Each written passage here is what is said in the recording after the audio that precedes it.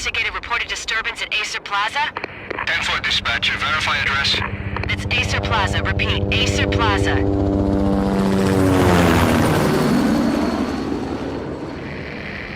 Shots fired on the rooftop. An assault in progress at Acer Plaza. Repeat, an assault in progress.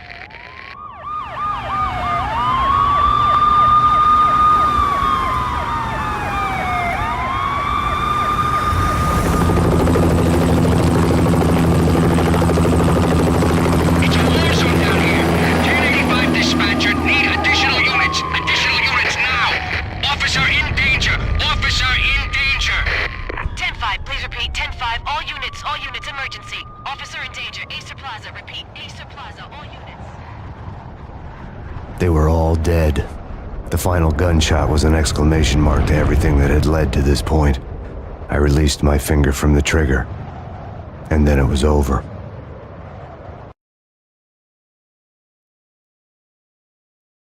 To make any kind of sense of it, I need to go back 3 years. Back to the night the Payne started.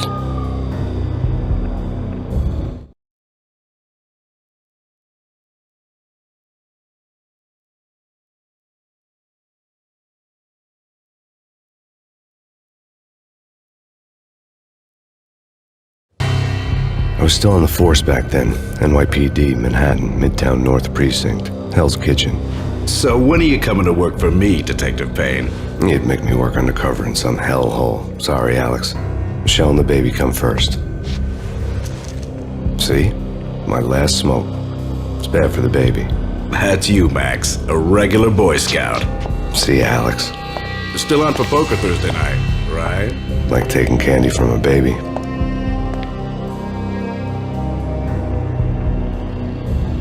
Life was good.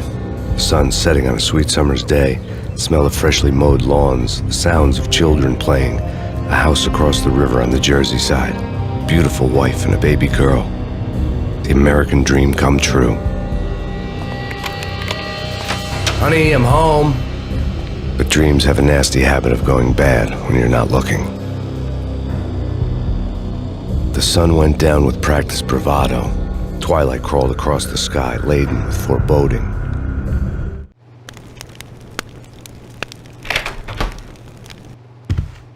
Michelle, honey, anybody home? I didn't like the way the show started. They'd given me the best seat in the house, front row center.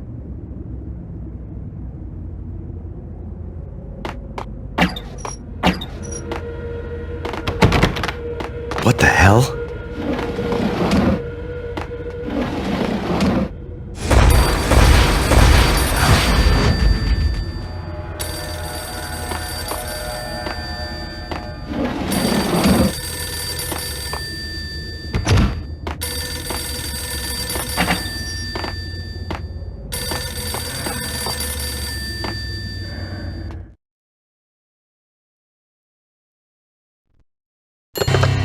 Listen, someone's broken into my house. Call 911. Is this the Payne residence?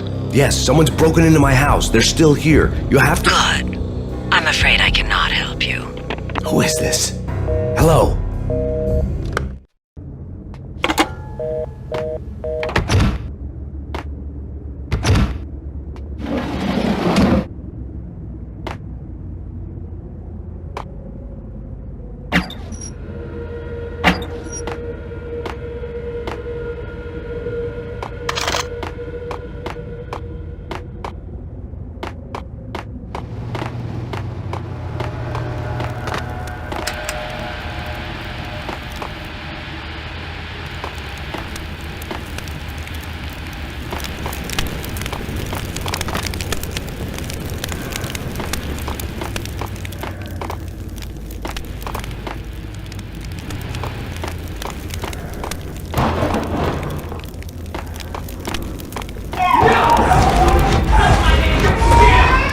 Michelle! No!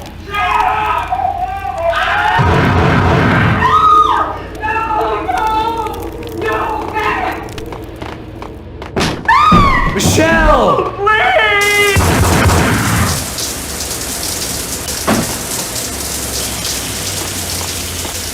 I'm gonna hurt you! I'm gonna hurt you! Freeze! NYPD, drop!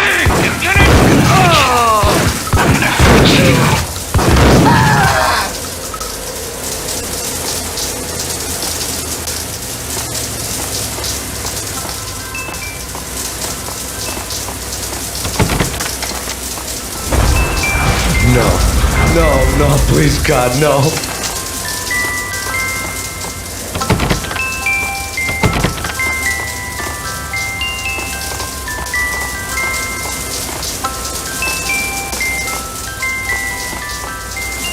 The flesh of fallen angels!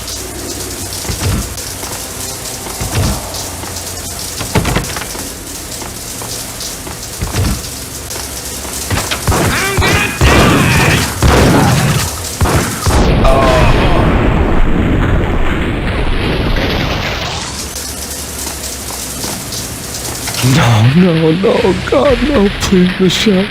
Oh, baby.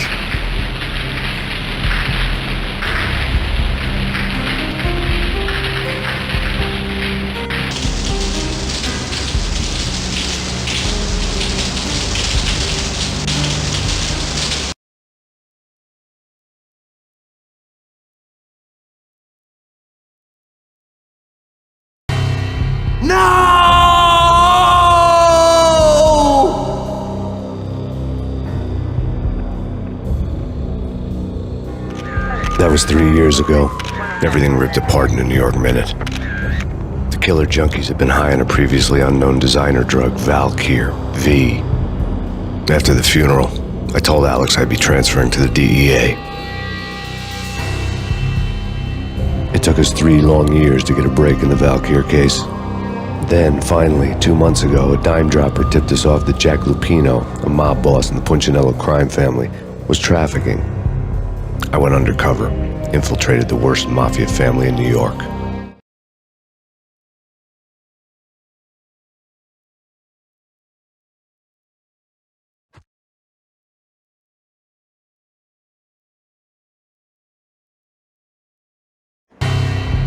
I came in from the cold and the dark.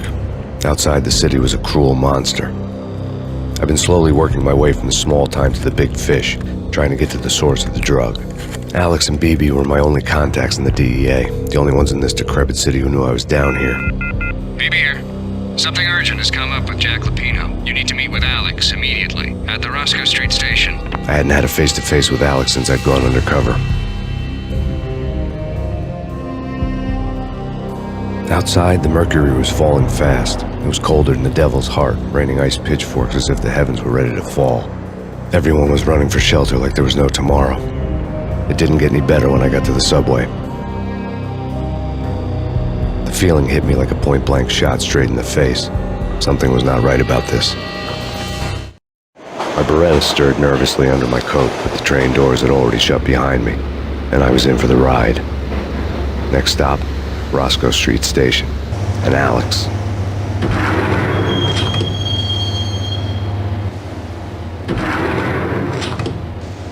The station was drenched in gloom.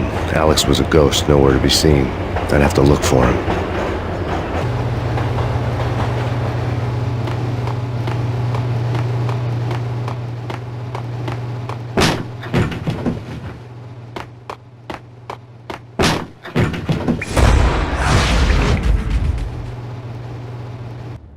Death was in the air at Roscoe Street. I'd have to find Alex fast.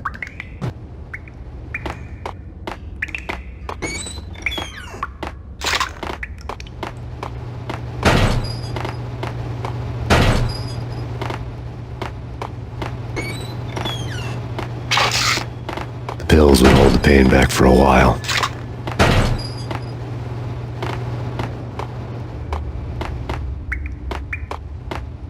Wasn't Jake supposed to take care of this? He and Mickey are having too much fun taking care of the cop up there. What's the plan? Simple. Gun down every mother-loving bastard that gets off the train. Sweet.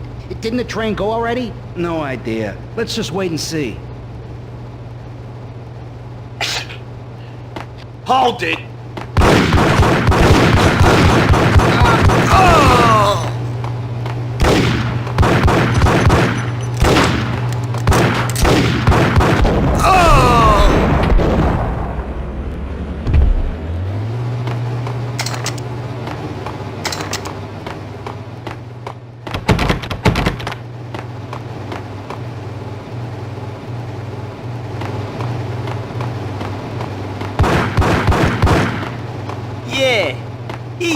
Hold it!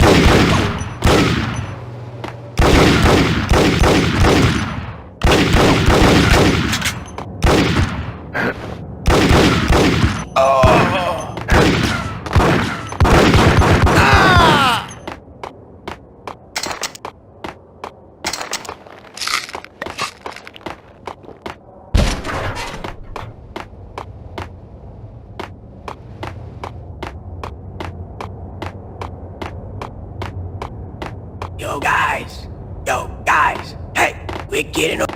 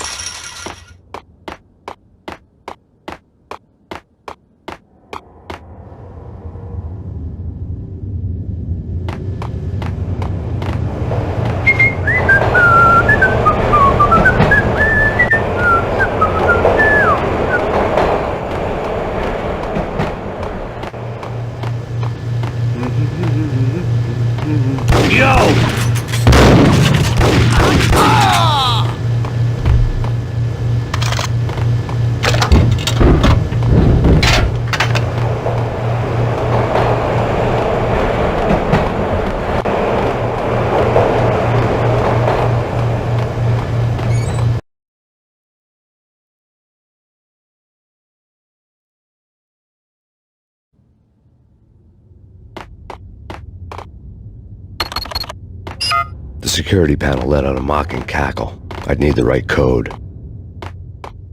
Well, what is that? It's nothing, relax. Hey,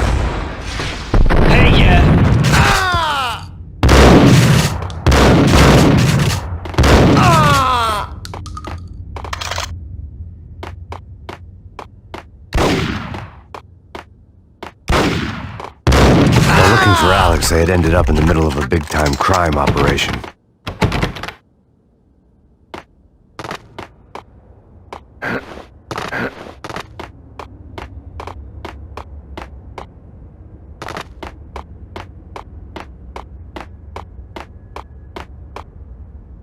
Kiss it goodbye.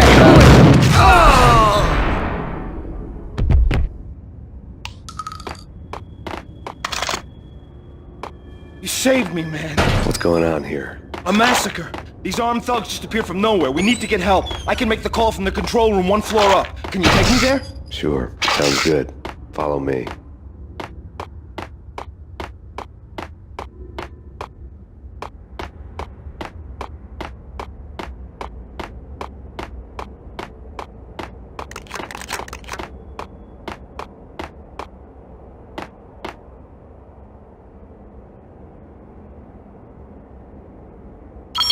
Home free. This way.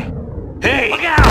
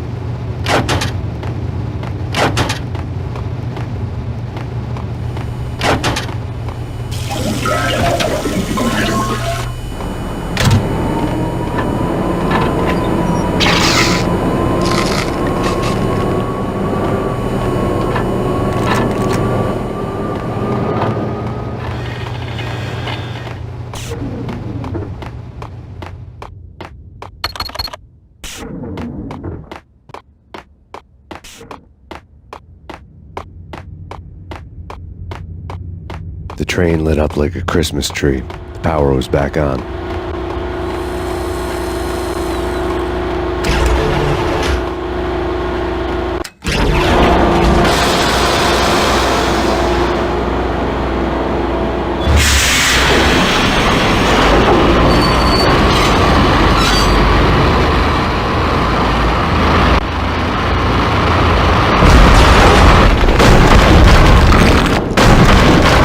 So much for being subtle.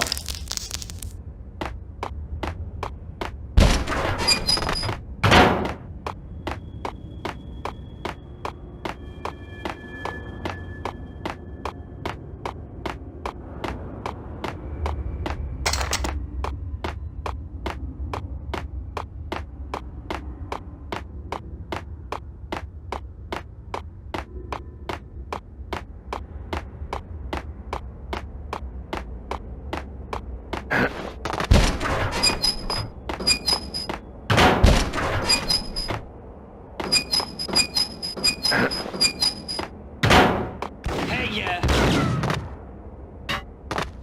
Yo!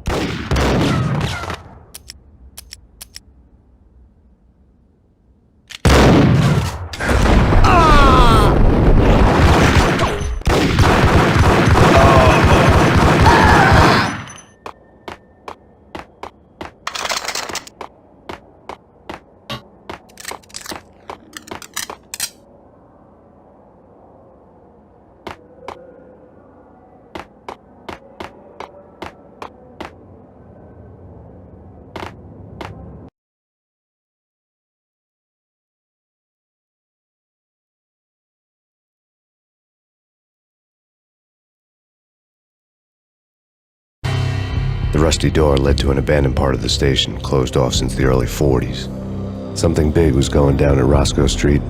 Maybe that's why Alex had wanted to meet me here. Maybe not. One way or the other, I was going to find out.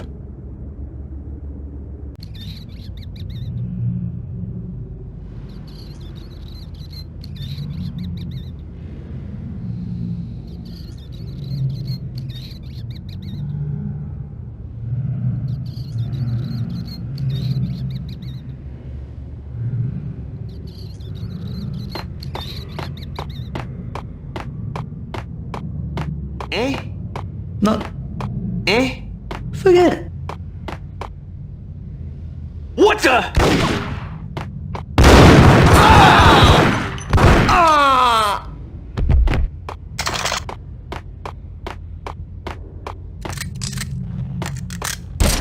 What the hell?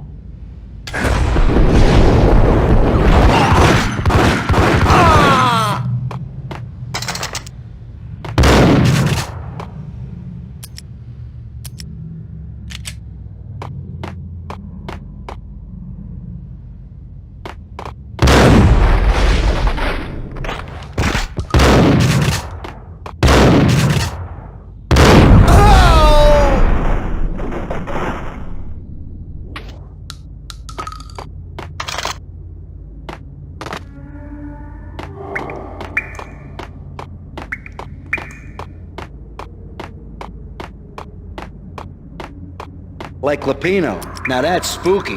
Jack Lapino, yeah, spooky. But also it's like the failure count is rising. Yeah, I wouldn't joke about it if I was you.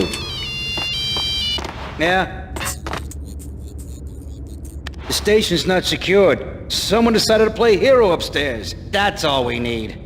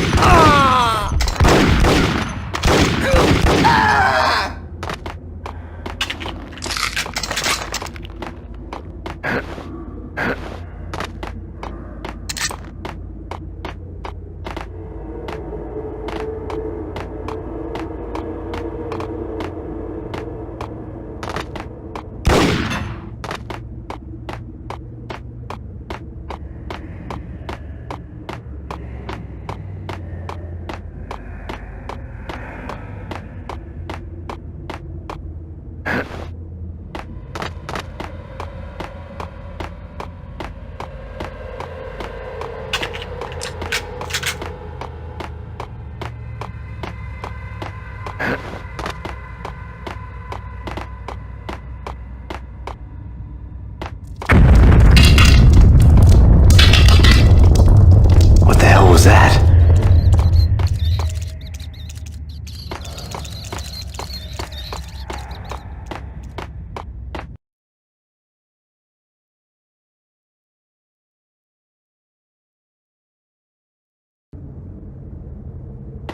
All done here. Give me the detonator. What are you talking about? The detonator.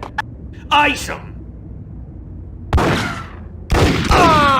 Get him!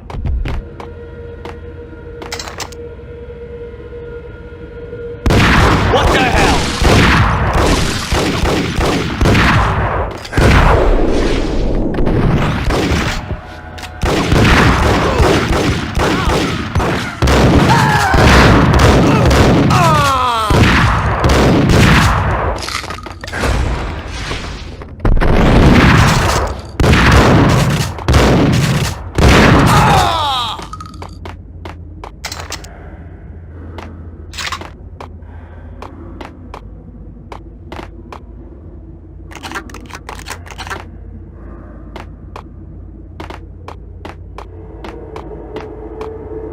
The door had been welded shut ages ago and the bomb was missing a detonator.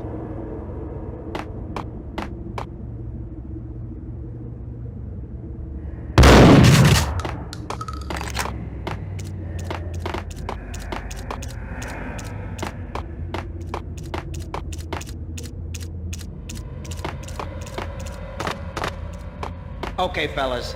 The police are on their way. New York's finest. They're gonna be here soon. So stick to the plan. We've got our own private exit route. In and out. There!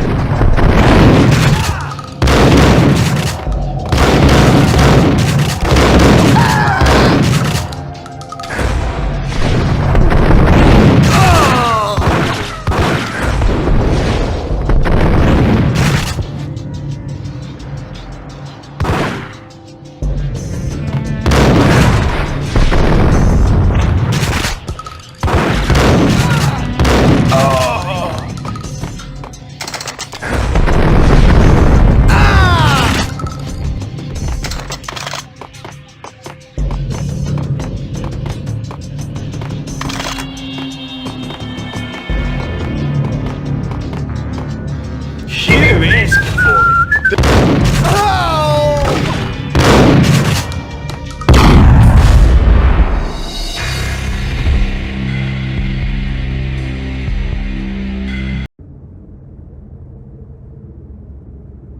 All done here. Give me the detonator. What are you talking about? The detonator. I thought you'd bring it. You were supposed... there!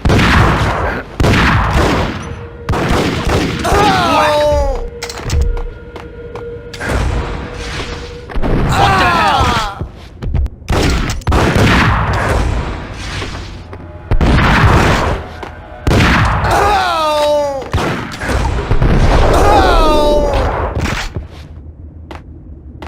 The door had been welded shut ages ago and the bomb was missing a detonator.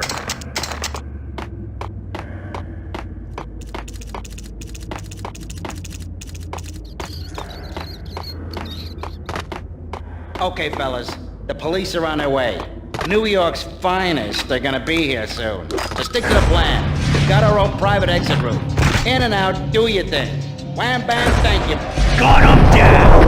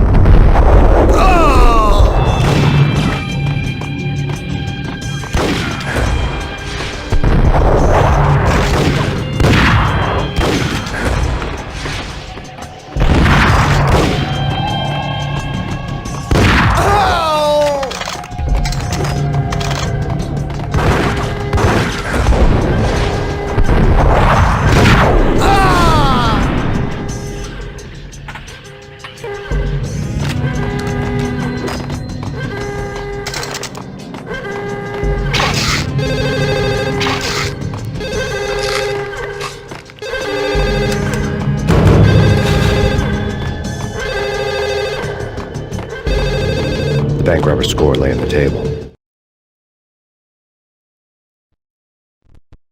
The bank robbers had been after Acer Corporation bonds. The Acer success story had recently been on every channel and on the cover of every magazine.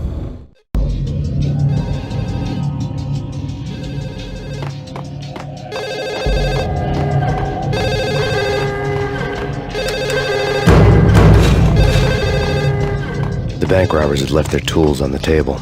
Judging by the detonators, the crooks had bought enough explosives to send Lady Liberty into orbit.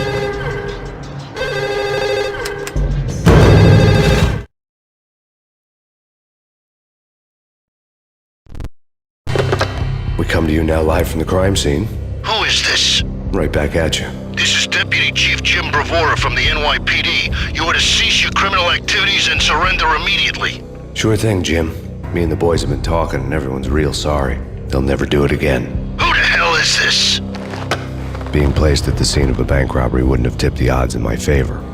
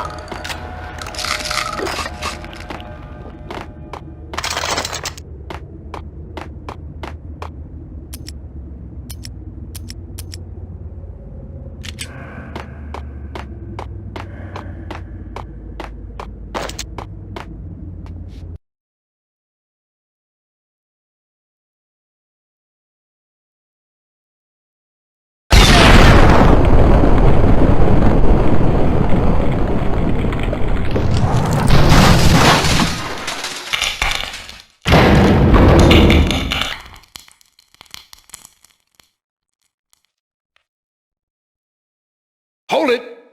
Max! Jesus, you almost gave me a heart attack! I nearly shot you! Alex, we're glad to see you. What the hell's going on? There are more corpses here than at the city morgue! It's an armed robbery. A tunnel job straight to the Roscoe Bank vault through the old station wall. Is this why... this is Lupino's gig? This is Lupino's doing? Lupino's men? Really? You sure know how to pick a place. Can you get through? No, it's locked. We gotta get out of here. If it's Lupino, it's... Alex? Alex!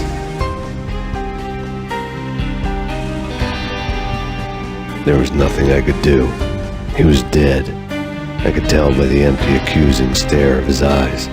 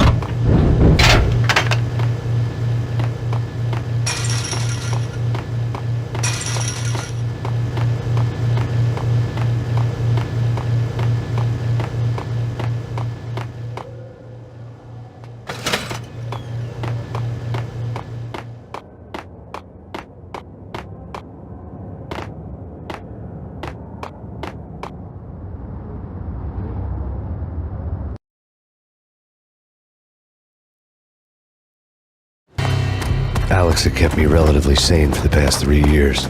Now I didn't know how I felt. Somehow he had stumbled upon something big and ended up stepping on Jack Lupino's toes.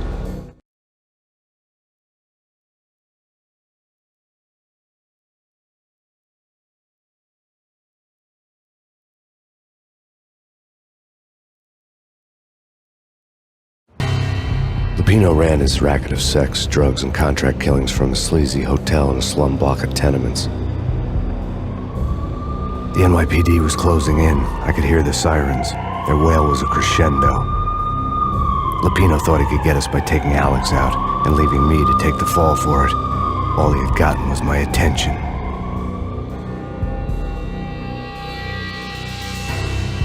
I went for the hotel first. It was a sad old thing with flickering lamps and faded colors, cheap mobster punks and tired-eyed prostitutes. I walked straight in, playing at Bogart, like I'd done 100 times before. The place was run by a couple of murdering mobsters with shark smiles. The Finito brothers. Ladies and gentlemen, it's the Payne in the butt. Payne to the max. You're killing me. Did you make that up yourselves, or you get some wino downstairs to come up with it? Don't answer that. A rhetorical question. I got something for the boss. Lupino around? That kind of depends on who's asking. A friend or a junk squad plan. But don't answer. It's one of them, how do you put it, rhetorical questions. Lupino ain't here, but he said bye. Lupino wasn't in his cheap hotel. Instead, I ran into the Finito brothers. My cover had been blown. The door slammed shut behind me. And then I was dodging bullets like raindrops. Payne in the butt. Ha ha! Payne to the max. Junk squad pig. Got a ticket to Marble City for you. Eat first and lie down. Freaking out.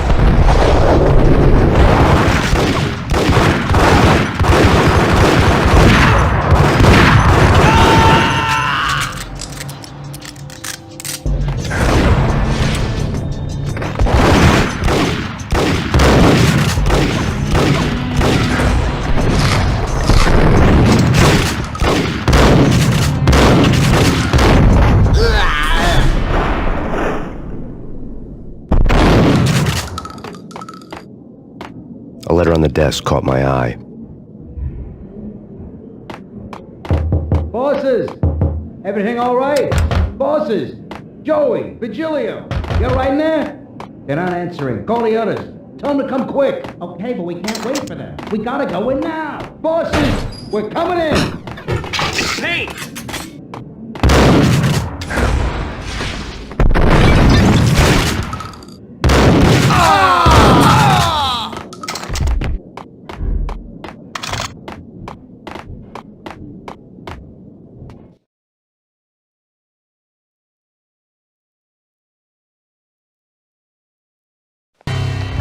I had met Lupino only once. The gangster ran all his rackets through his right-hand man, Vinny Gagniti.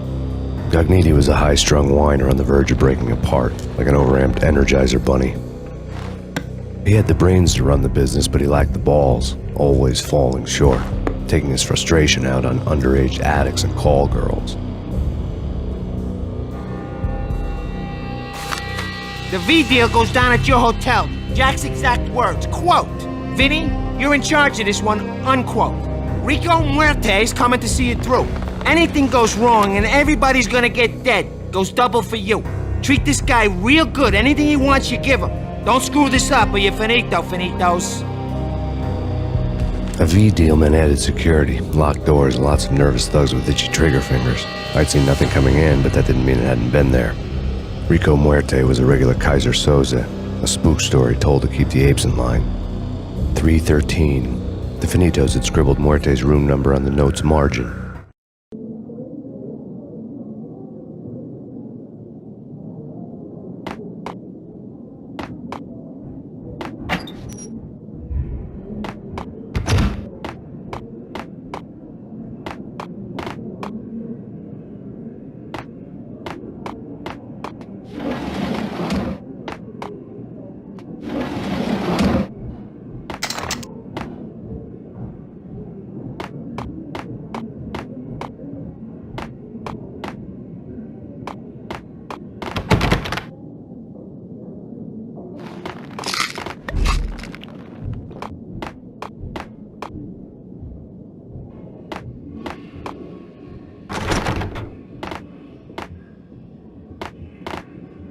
Getting out was not going to be easy. The staircase was locked and the elevator had been busted for a decade or more. The NYPD has been out on massive Payne. Killer storm. Chief Jim Rivera. Take whatever steps necessary. Here stated that Valkyrie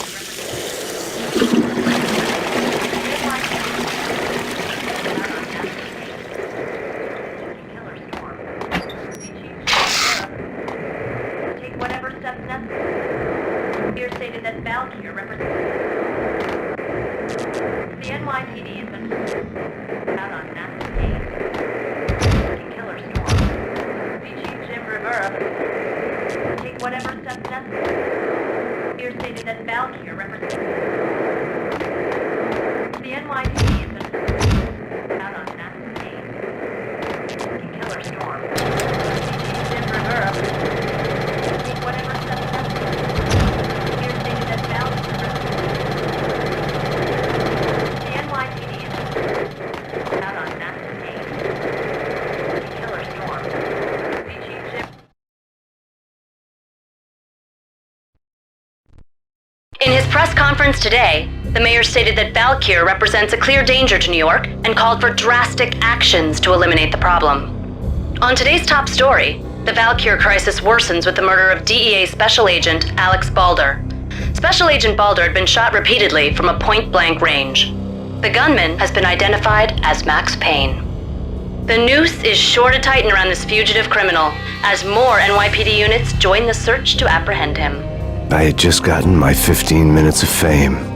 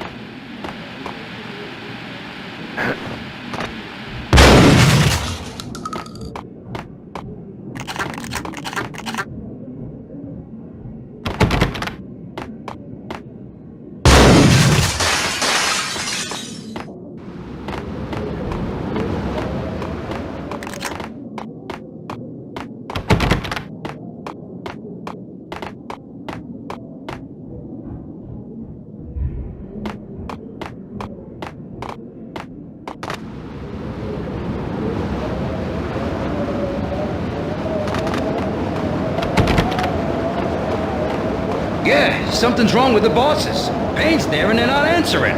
Let's go already. Payne's gonna pay in spades. Hey.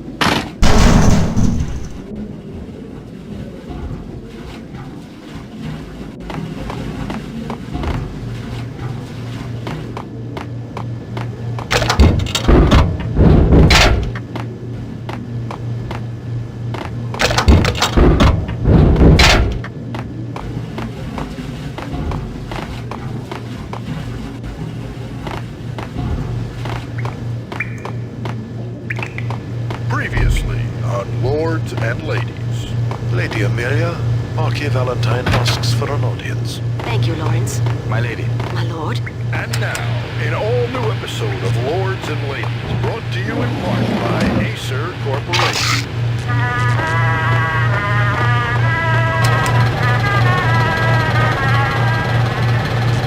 My lady. My lord. My lady, there is a matter of great importance I must bring to you. My lord, there is? Indeed, Max my lady, Payne? there is indeed. From the very first moment we...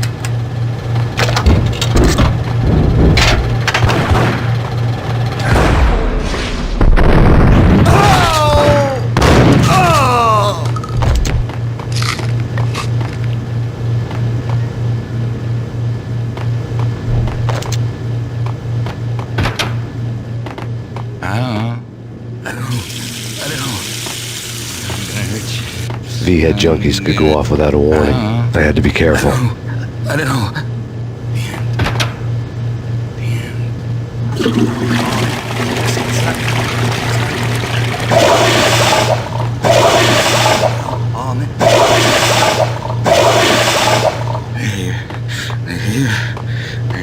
You're gonna die. You're gonna die.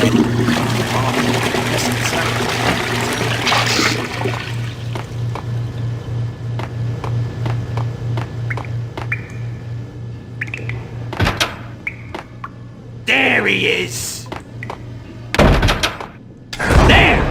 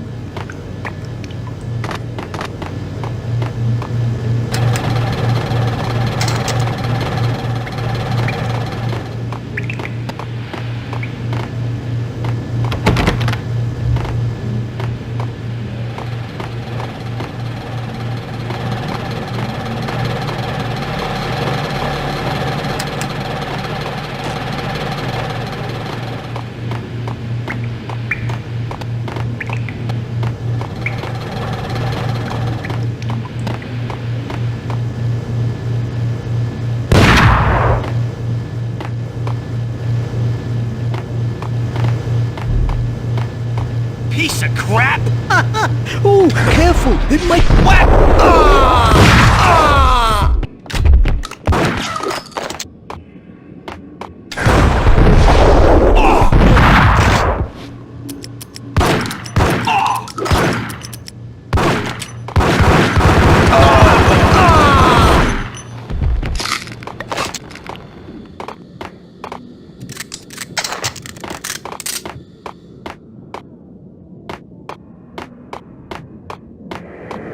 The NYPD has been out on Max Payne.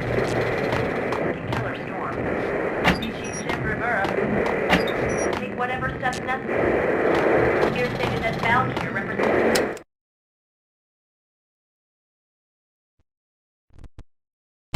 Tonight, the city's fight against the nightmare drug Valkyr took a turn for the worse, as DEA Special Agent Alex Balder was found brutally slain at the Roscoe Street subway station.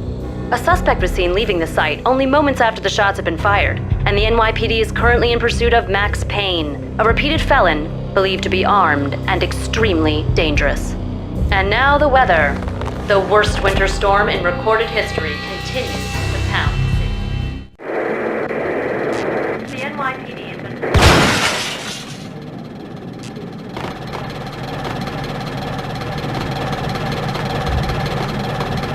This party had been dead for a while.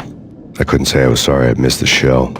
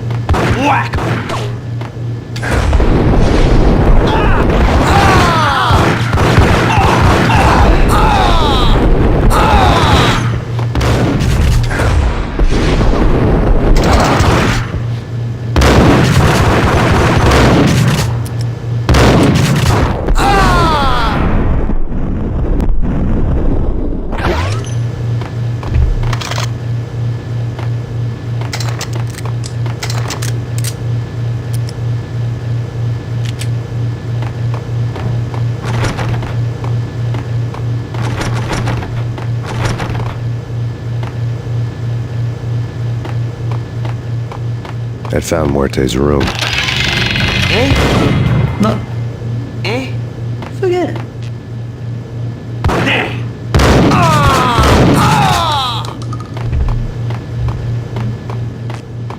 Muerte had received a letter.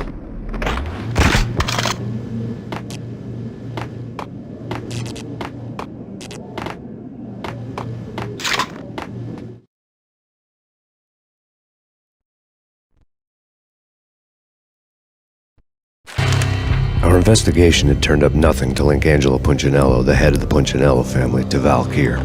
All tracks had ended with Jack Lupino. The letter in Muerte's room was signed by the Don himself. It was the first hint that the Kingpin knew what was brewing inside his syndicate. The trouble you got into after the Chicago screw-up. The Punchinello family bailed you out. You have been waiting for a chance to pay us back. One of our trusted boys has a monkey the size of King Kong on his back. We need your special skills for backup on a major deal. Collecting evidence had gotten old a few hundred bullets back. I was already so far past the point of no return I couldn't even remember what it looked like when I had passed it.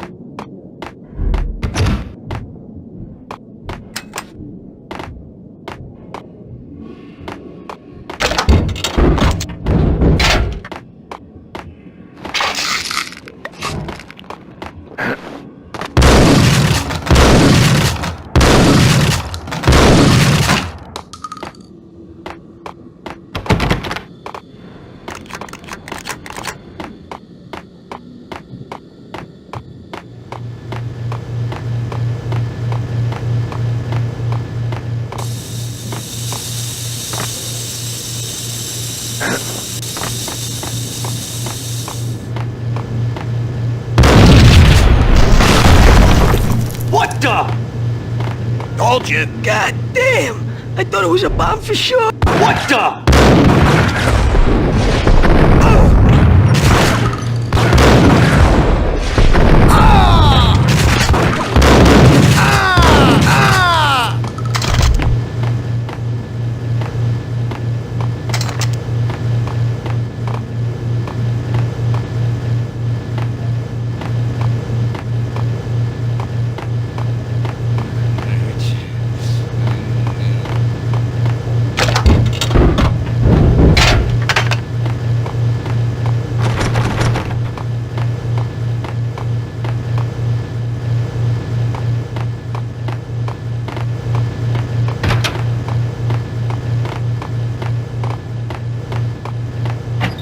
The hooker had left her diary on the table.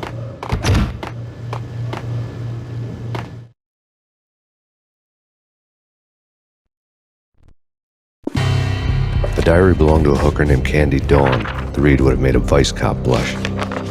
Had talks with the mystery hag over the phone again. Sent her the latest One-Eyed Alfred tape.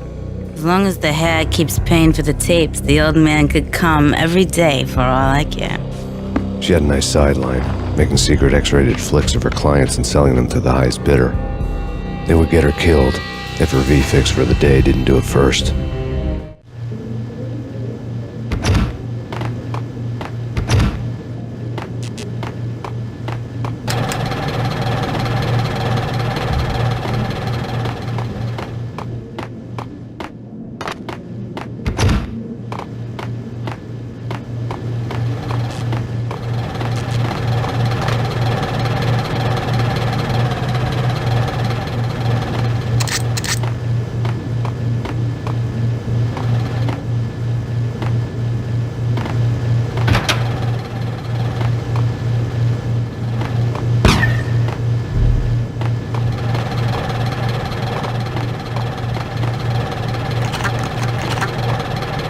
Hold it!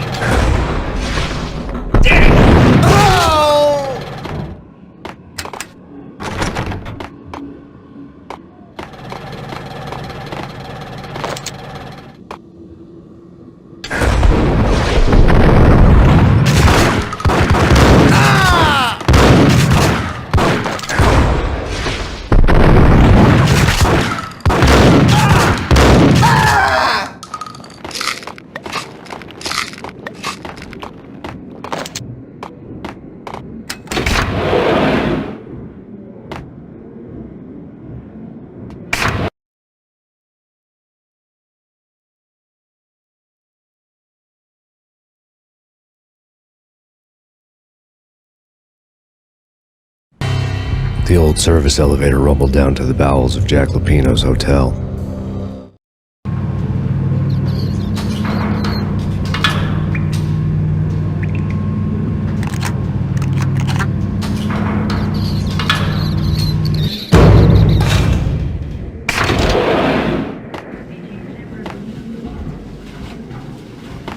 It was freaking crazy. The cops were doing a full-scale siege next door. More traffic than rush hour.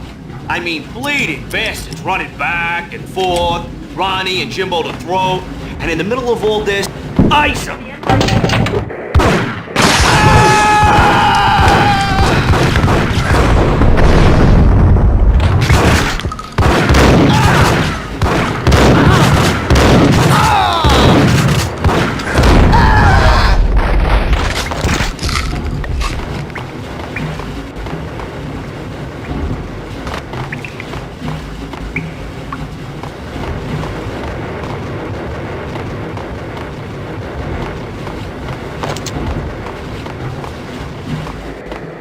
The NYPD has been out on massive Payne.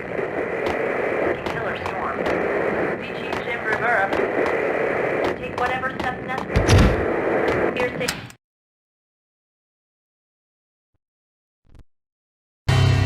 A winter storm warning is in effect in the whole tri-state area, as both freezing rain and heavy snowfall continue. Many roadways are already closed, and people are advised to stay indoors. The severe blizzard has ravaged New York for 3 days now, with no end in sight. We'd been snowed from the start in the Valkyr case. The forecast said there was plenty more where that had come from. But the snowbound city was on my side. Less chance of innocent bystanders getting caught in the crossfire.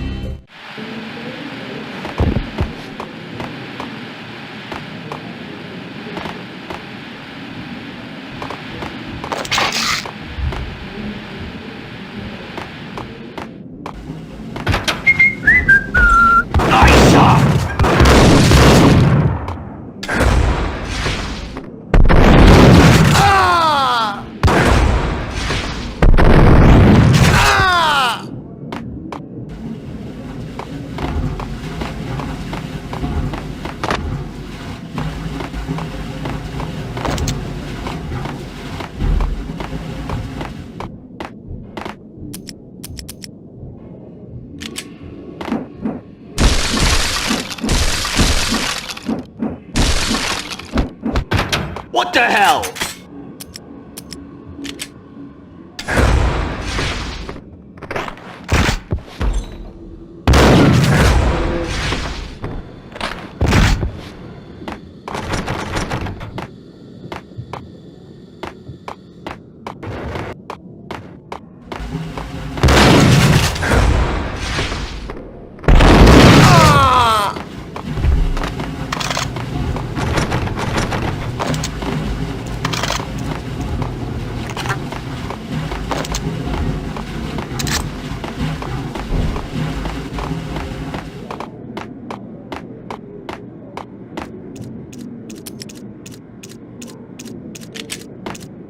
Exhibit number 1, a newspaper.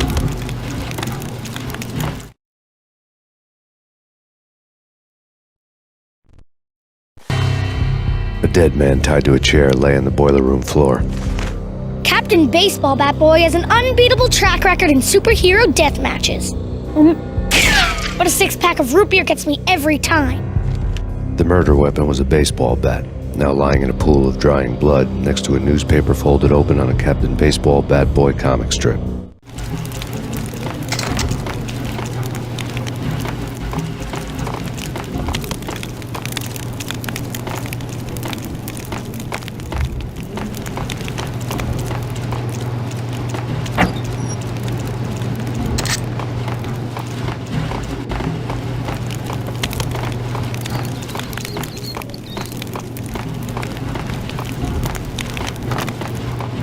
Take vampire movies. Why are they always set in LA or Mexico? They can't even get a tan. If I was a bloodsucker, I'd move to the North Pole. Winter's one long night. There!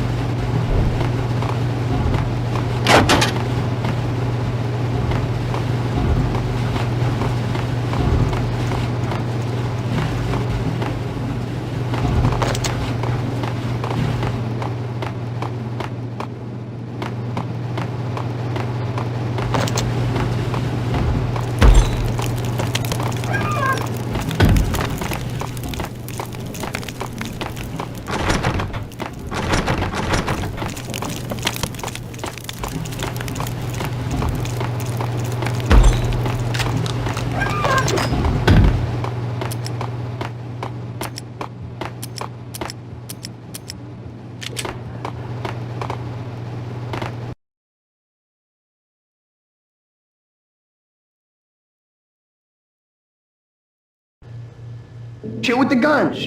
Trust me, you don't want to piss Muerte off. Gentlemen, let's do business. Green for green. Tears of green-eyed angels. Amen.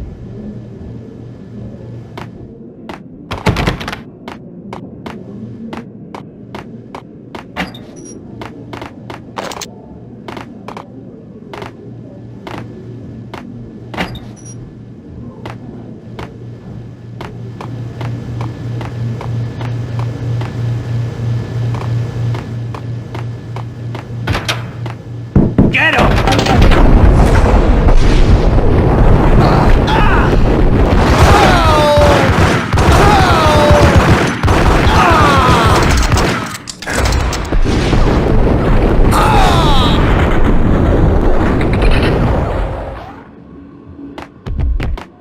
A lifetime ago, this would have gone down as a narcotics arrest. The transparent cylinders glowed green, full of Valkyr.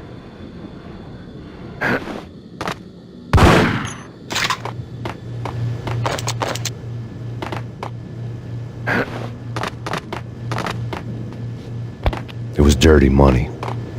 There was a key on the table.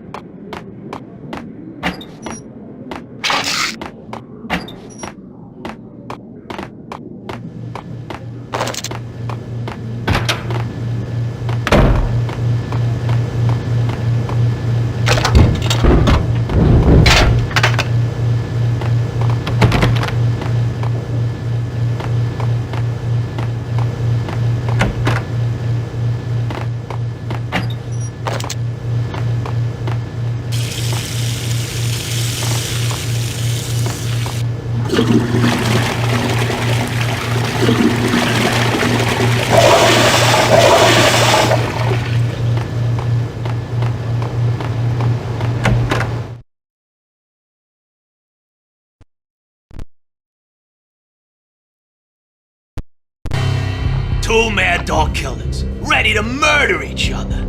They step into the next room, and I'm thinking, now they're gonna do it. But no. They sit down in front of a TV and solve their differences with the Kung Fu fighting video game.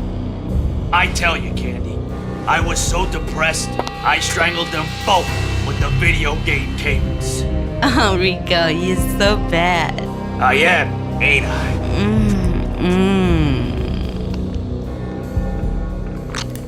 Rico Muerte, big-time hustler. Who the hell? It's that cop. Muerte went for his gun.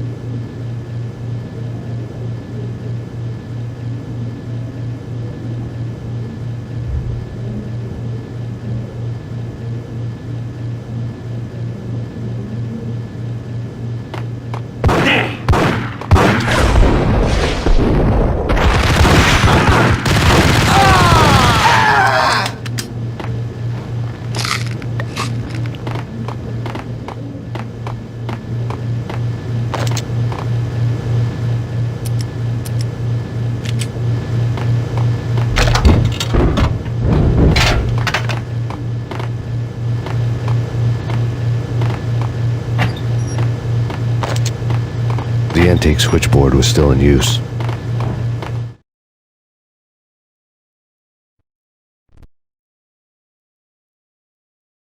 There was an old telephone switchboard in the back room of the reception area, the kind that made phone tapping child's play. It wasn't hard to picture a fat pimp sweating with headphones on, listening to his hookers talk dirty and fake orgasms over a web of party lines, the blood veins of New York. Right now, there was a different set of moans and groans going on. Boss, Cornelia, this is Max Payne. He came, started capping us. He killed him. Are you freaking kidding me? He's just one lousy cop. You better be freaking kidding me. Whack him. What's the freaking problem? Hello? Answer me. Hello? The word was out. A deadly virus released into the city's corrupt circulatory system. Something wicked this way comes. Max Payne at large.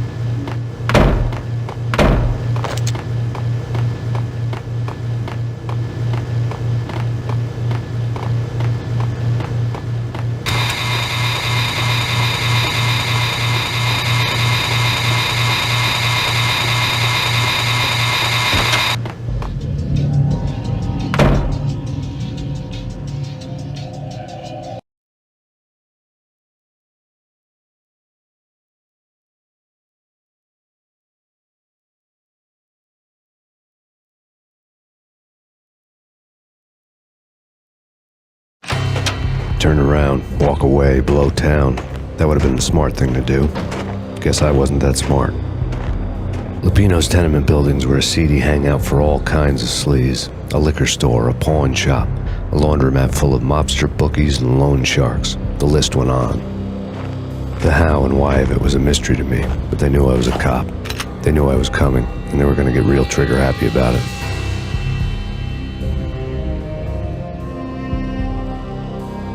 I got to see Lupino's hangout all lit up. A bomb went off, turning snow into liquid gold. A pillar of fire lifted the remains of a car straight up into the air. The flames were highlighted on the hood of a black Mercedes-Benz as it coasted down the street real slow, as if the driver didn't have a worry in the world. I got a good look at the man riding shotgun. It was Vladimir, the head of the local Russian mob, the fly in Don Punchinello's soup. The ringing in my ears was the sound of a mob war being waged.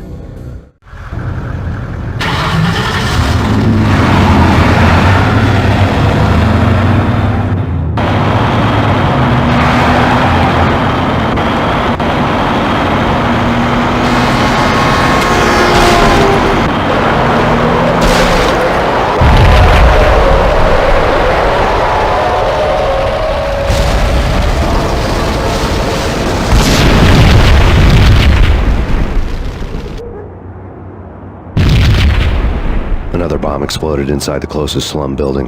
It was a lucky break. The goons inside were spooked, but luck always came with a price tag.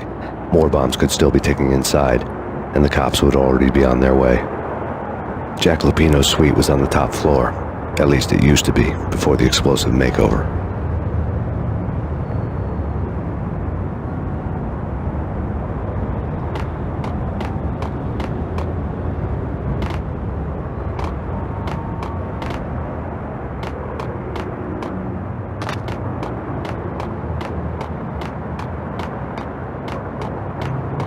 I don't know, man. What the?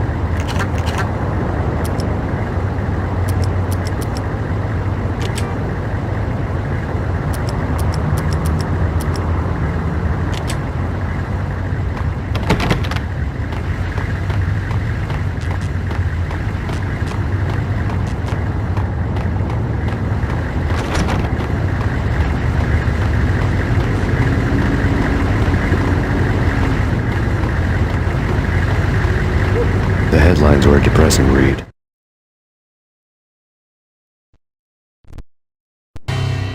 The headlines were screaming bloody murder. The storm was a screaming duet with the approaching prowl car sirens.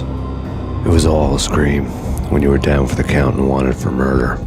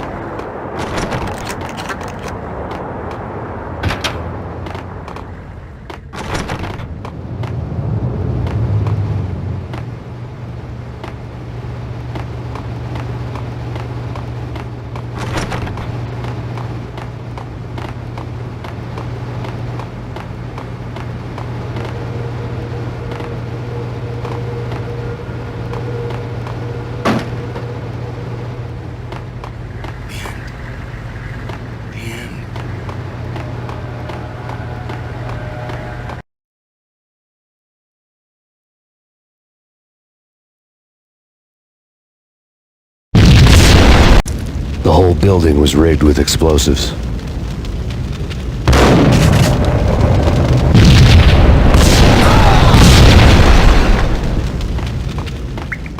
What the hell?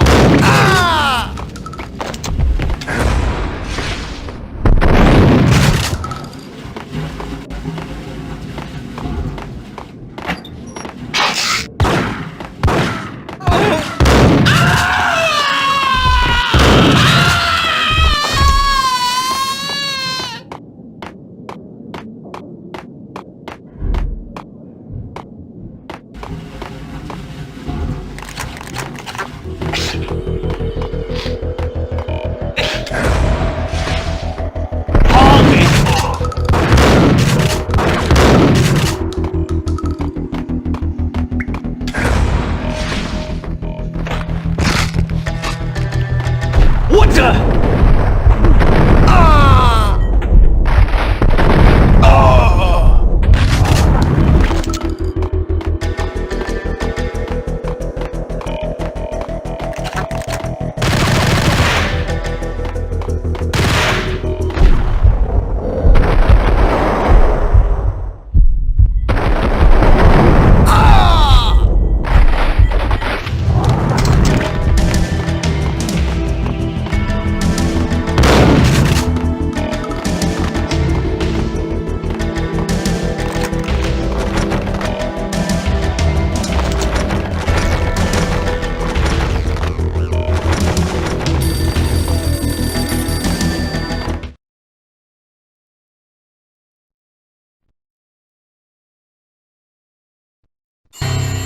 A beaten-up phone in the entrance hall was ringing. It could have been just a junkie in need of a fix, but it turned out to be something more sinister than that. Am I speaking to Mr. Payne? Who wants to know? My name is Alfred Woden. You must hurry. The police are on their way. Tell me something I don't know. They know you're there. How? And what's it to you? I will contact you again. The cops arrived, sirens singing in the off-key harmony of a manic-depressive choir. I had a few minutes while the SWAT team would go through their usual routine. By the time they busted in, I needed to be long gone. Max Payne, this is Deputy Chief Jim Bravura from the NYPD. Drop your weapons and come out with your hands above your head. Did you hear? Get him!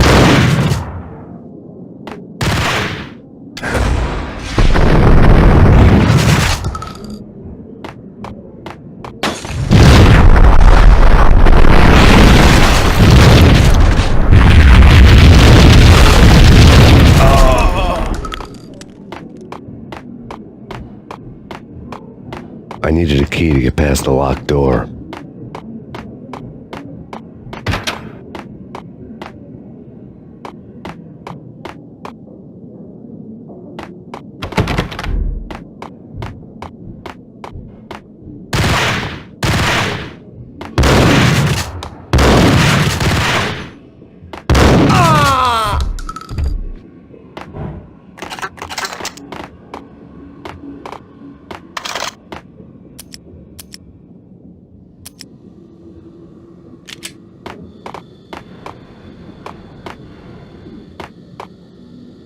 Someone had left a letter on the counter.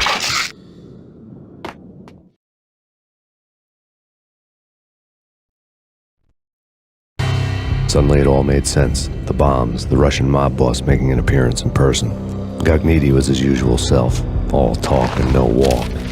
After our hit, the Russian has only a couple of guns left and they can be bought. There's no freaking way he has the guts to try anything after that. As it turned out, the Russian had plenty of guts. One thing you could count on, you push a man too far and sooner or later he'd start pushing back. There was a key on the shelf.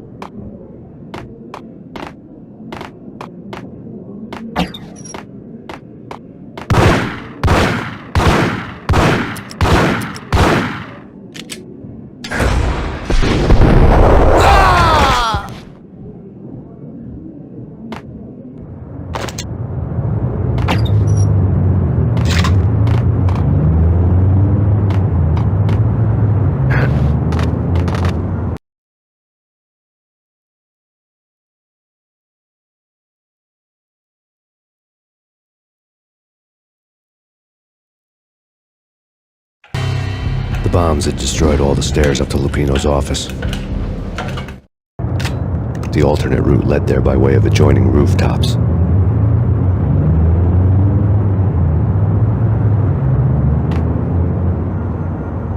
It's never been this cold. Never ever. It's like the sky's falling. Yes, sir. It's the end of the world as we know it. And I don't feel fine. I don't feel anything. Not a thing. I'm freezing my butt off.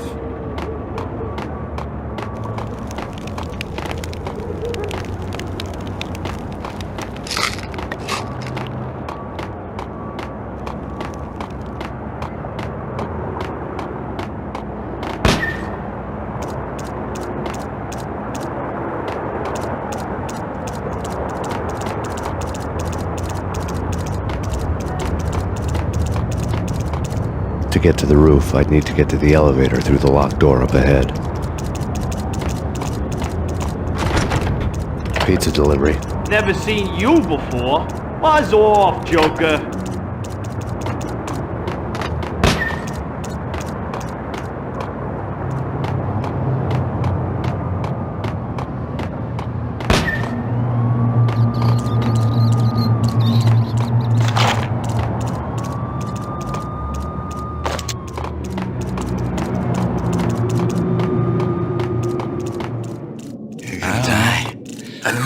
You're gonna die. Hey!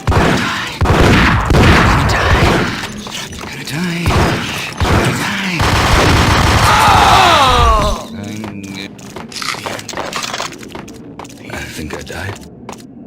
Think I'm dead.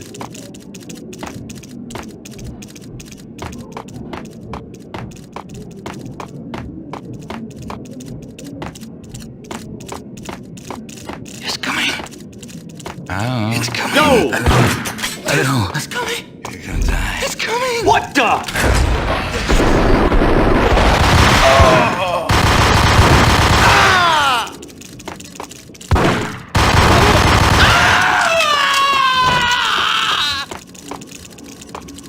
The end. The end. All gone. The end. The end. The end. The end. The end. No, don't shoot. You know the clowns at the laundry? Me? No. You're no good to me then. What? No, the laundry, yeah. I know him, yeah. Get me in there. Okay.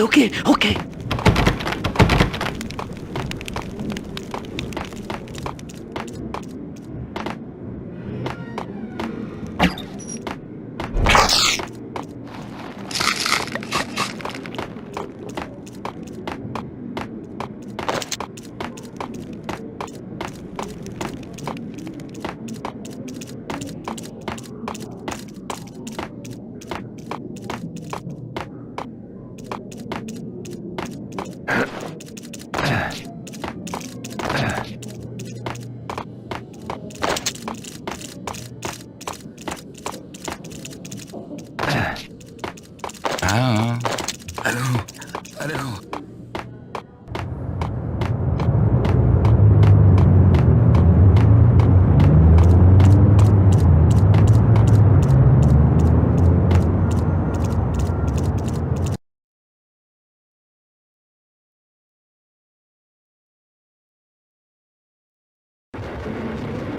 It's me. Open up. Let me in, quick. Not so fast. The password. John who? Come on. It's me. Open up. Let me in, quick. Not so fast.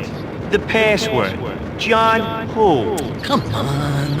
Okay, John Woo. All right. Come right in. It's a trap! It's Payne!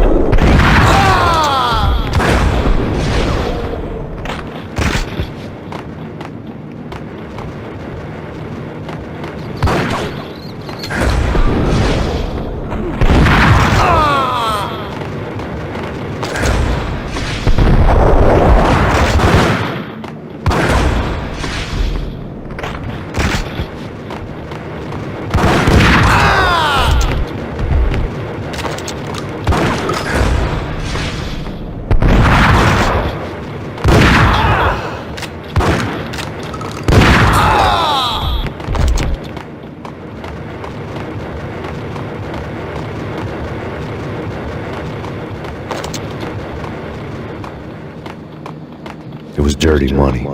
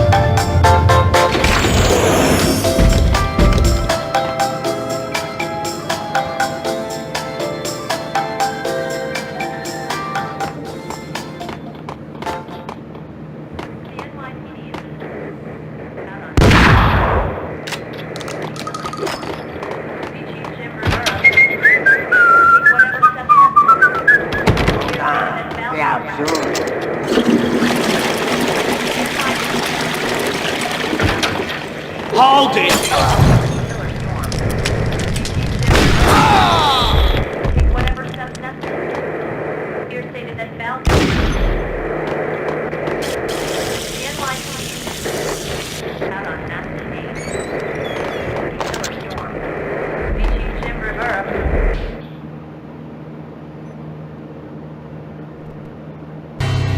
New York City is in crisis tonight, with reports of Valkyrie-related gang war in the streets of the Bronx. Apparently, Max Payne, wanted for questioning in connection with the slaying of a DEA special agent earlier tonight, is waging a one-man war against his former partners in crime. Among the list of casualties so far are notorious mafia members Joey and Virgilio Finito, as well as Rico Muerte, himself a fugitive from the law, and a suspect for several murders in the Chicago area. The NYPD has been placed on full alert. A citywide APB has been put out on Max Payne. Deputy Chief Jim Rivera has promised to take whatever steps necessary to bring him to justice. What those steps may be remains to be seen. For NYCNN TV News, this is Kira Silver.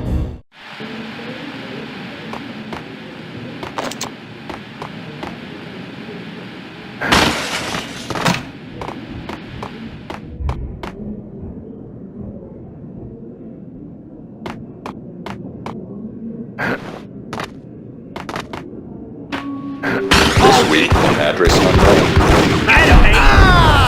I don't want to go there. It's the last place I want to end up. But that's where I always end up anyway. Only, it's not named Flamingo, but someone who looks the part down to the finest detail, except that he's evil.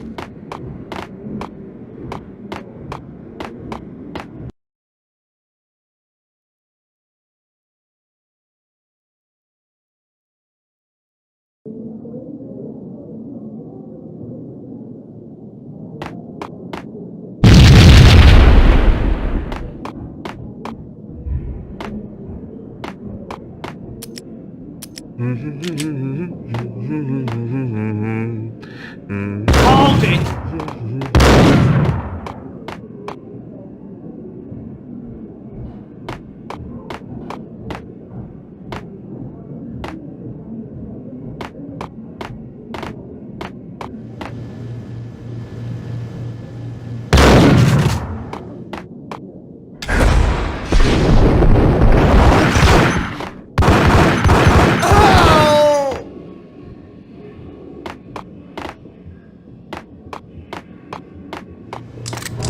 Red, blue, or green? It's always red or blue in the movie.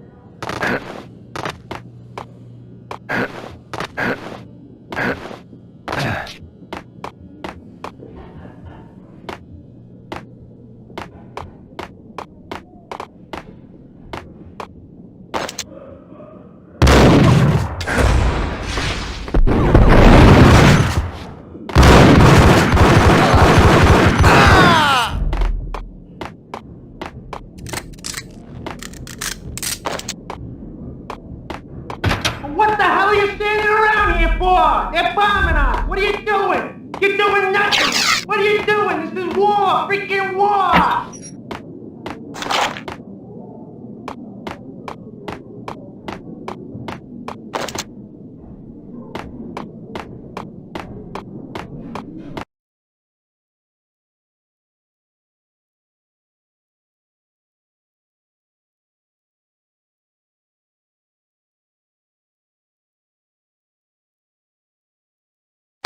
There was something screwy about you.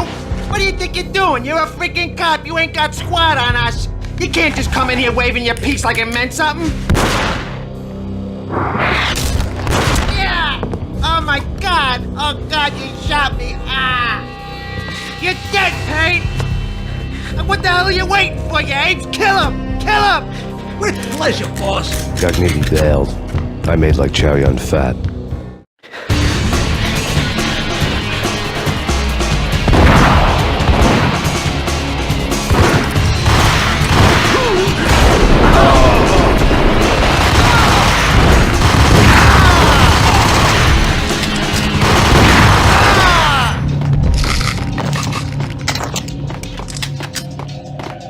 Crumpled lip.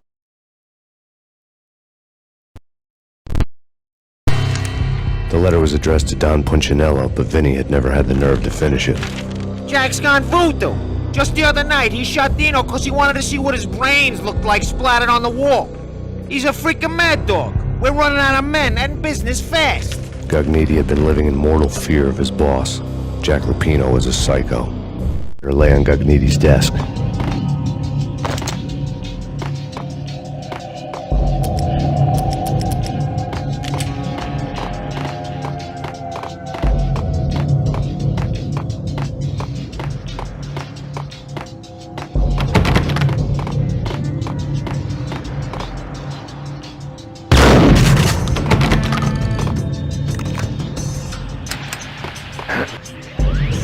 Vinny Gognitti was running scared. He could run, but with a bullet in his stomach like a broken bottle of Tabasco, he was quickly running out of time. He knew where his boss was, and I wanted to square things up with Jack Lupino. Gognitti would be moving fast. I don't know about angels, but it's fear that gives men wings.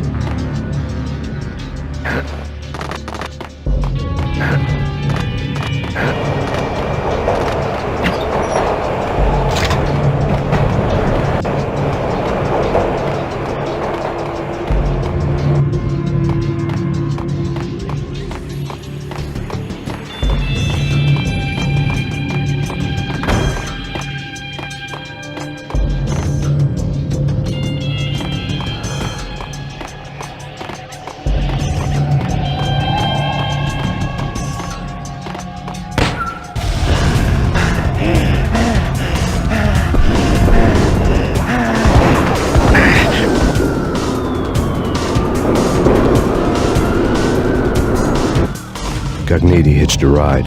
To catch him, I'd have to follow his lead.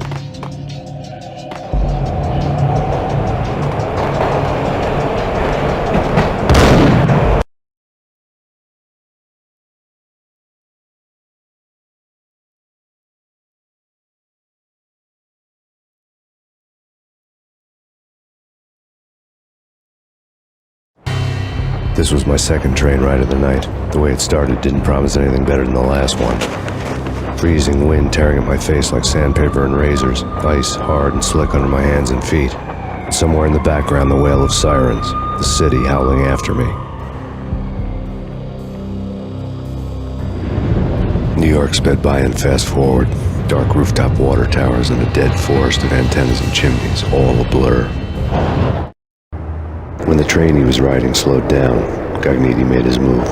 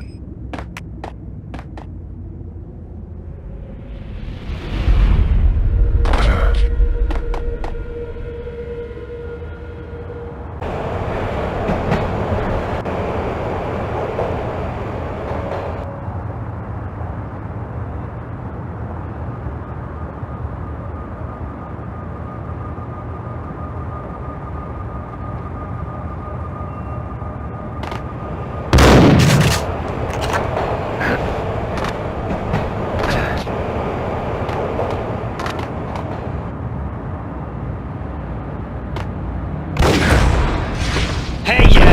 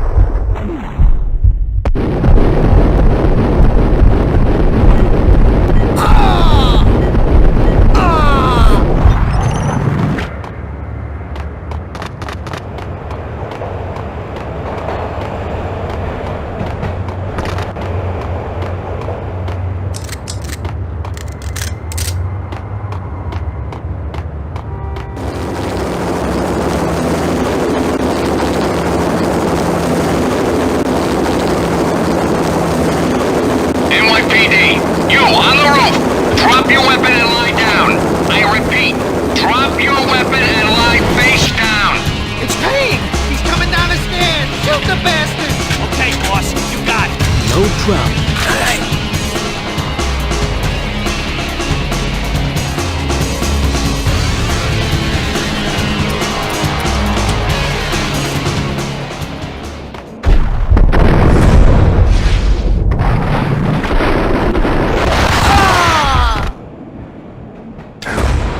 Hey, yeah.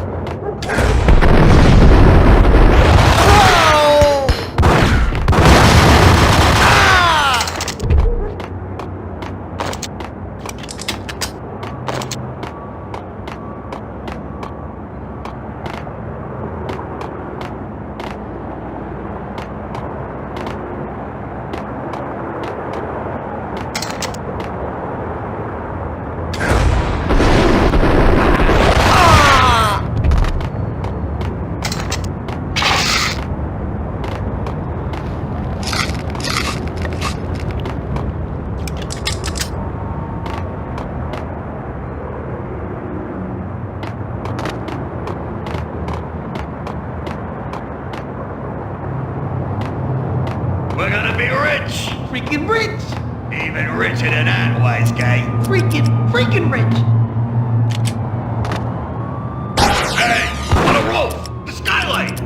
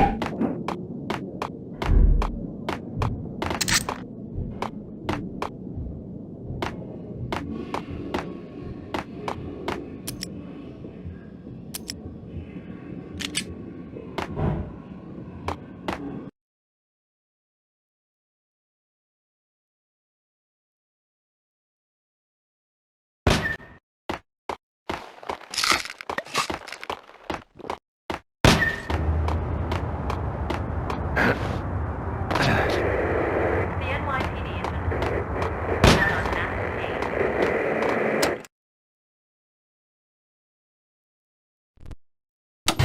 Max Payne has nowhere left to go. We are very close to capturing him. You'll get a full statement then. Right now, I've got better things to do, ma'am. That was Deputy Chief Jim Rivera from the NYPD with no further comment at this time. Apart from his suspicious food habits, I figured Bravura to be one of the good guys. Fate had just dropped us on different sides in this. But when it came to capturing me, he was way out of his league. I had already ditched the cops a couple of rooftops back. For now.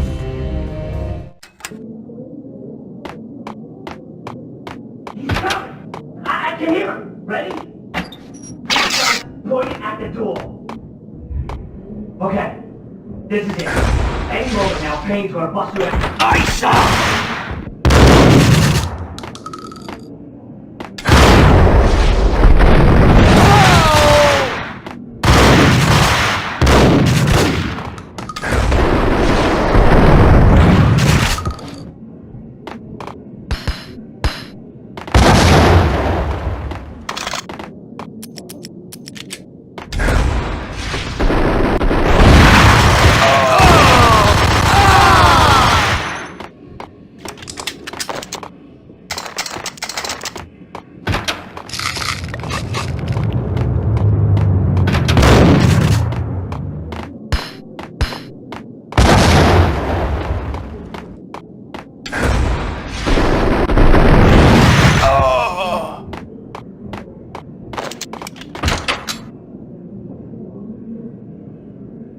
Open, goddammit!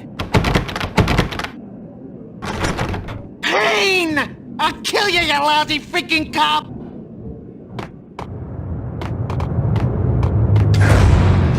Ice!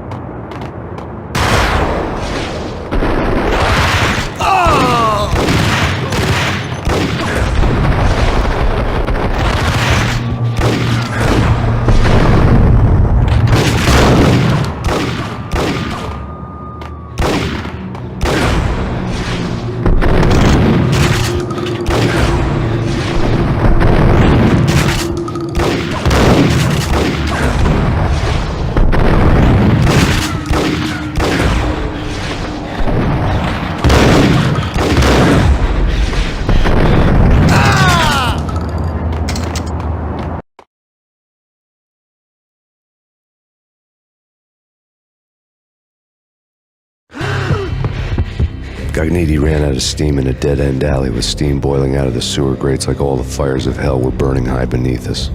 It was shakedown time.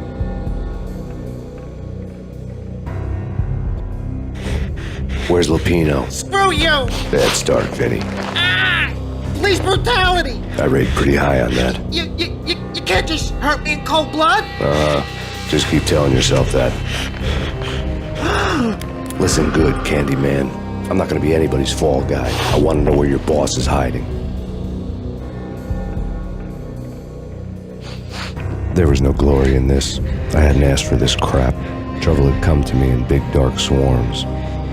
The good and the just were like gold dust in the city. I had no illusions. I was not one of them. I was no hero.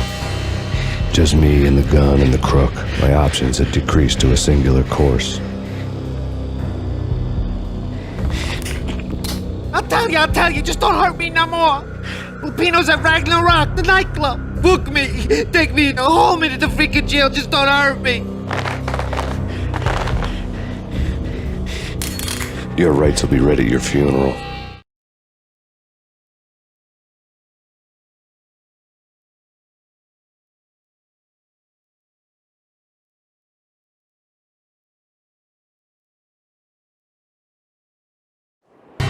Ragnarok was Lupino's private nightclub, a den of drugs built into an old theater. I knew what waited inside. V had junkies ready to explode in random acts of senseless violence, and Lupino's goon squad, the worst stone-cold killers this side of hell. Ragnarok was as inviting as a headache, flickering and flashing to a machine gun beat. The belly of the nightclub was a gothic theme park that began with bondage games and led to the nasty stuff from there. As subtle with its dark message as a cop-killer bullet through the heart. Like father, like son. Just like Jack Lupino.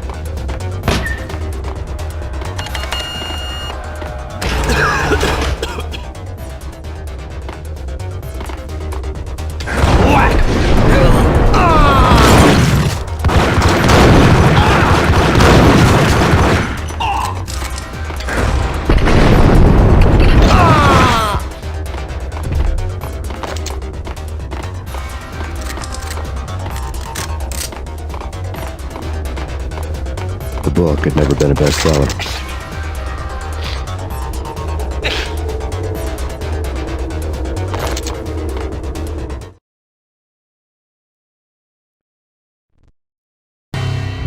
Given the setting, I was surprised to find that somebody had been passing time reading. The paperback was entitled, The Age of Murder and Storm. The blurb on the back mentioned Norse mythos and Ragnarok, the end of a Viking world with a terrible winter that covered the earth in ice, when vile crimes were rampant and all humanity lost. I could see how somebody impressionable might get it into their head that we were at the end of time. I was also beginning to see what the nightclub and its owner were all about.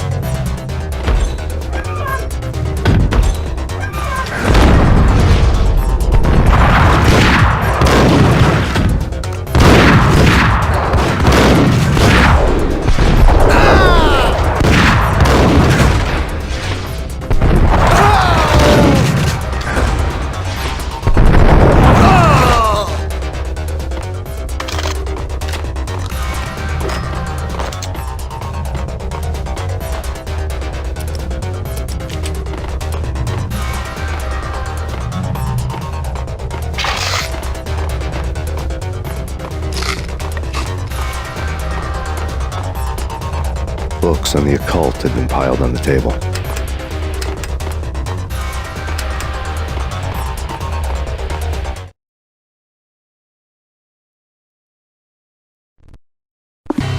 The room was stacked with light reading, such as Necronomicon, Witchcraft, and Paradise Lost.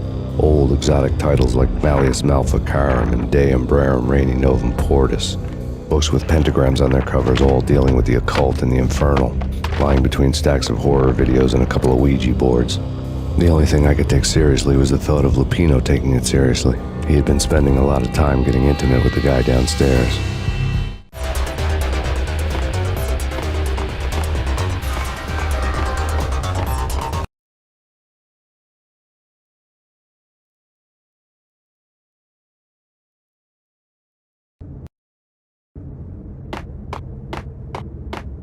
What with Dino and all, I wouldn't say anything to his face.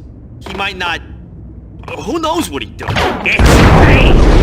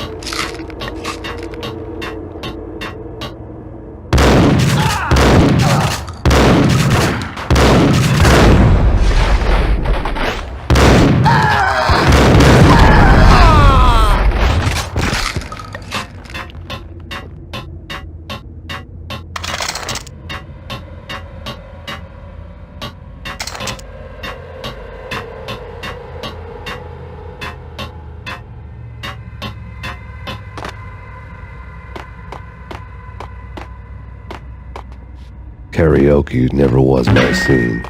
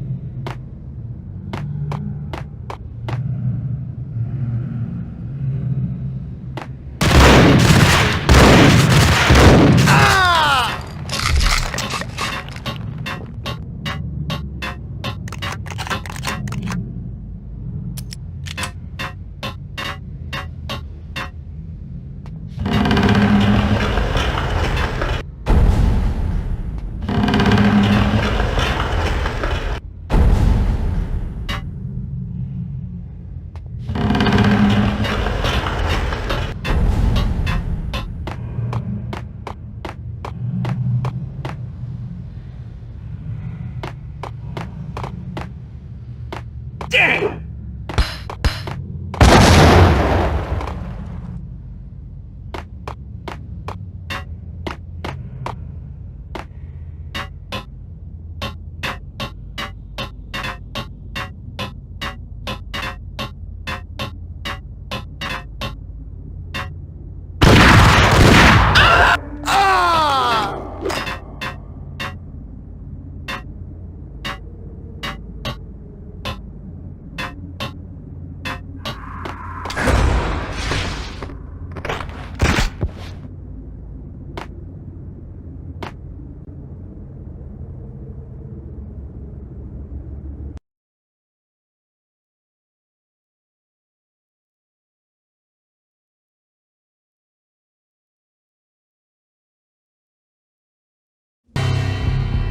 The backstage area led to Lupino's inner sanctum. The hot air inside was like an invisible wall, thick with incense and something else, a sickly sweet smell that made you gag. This was the rotten core of the Big Apple. Lupino lurked somewhere ahead, like a spider at the center of his web, waiting. The vapors in the air started to make my head swim. Torn pieces of a letter lay scattered on the sofa.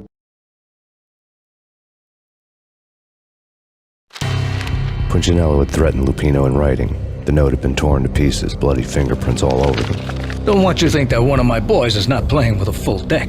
Shape up, Jack. We are running a business here. I'd hate to send the trio to strong-arm you. The trio were the Don's notorious henchmen. It was obvious that Lupino hadn't been intimidated by the threat. Lupino's notes covered the table.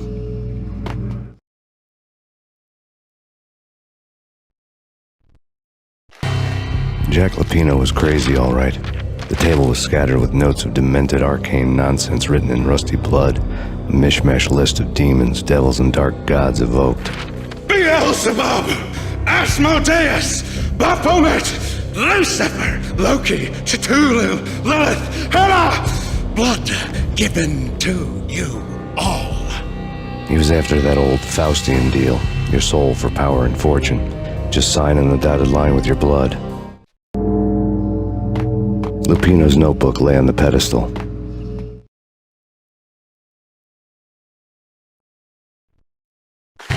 Jack Lupino was crazy, all right.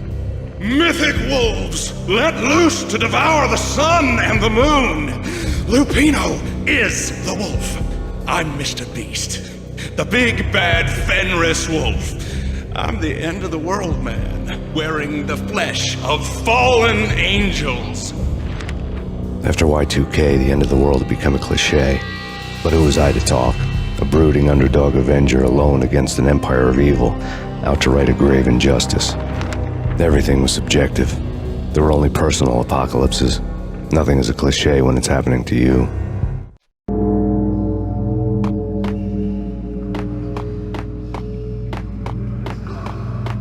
the flesh of fallen angels. Come to me all. Astaroth, Beelzebub, Asmodeus, Baphomet, Lucifer, Loki, Satan, Cthulhu, Lilith, Ella. Blood to you all. Secrets living under the skin of reality. I've seen it. The corruption of flesh. Oh! I'm the wolf, yeah! I am the wolf! It's close. It's coming. You have come. A witness to the end of time. It's now! I will rise to her side! I don't need the words! I'm beyond the words!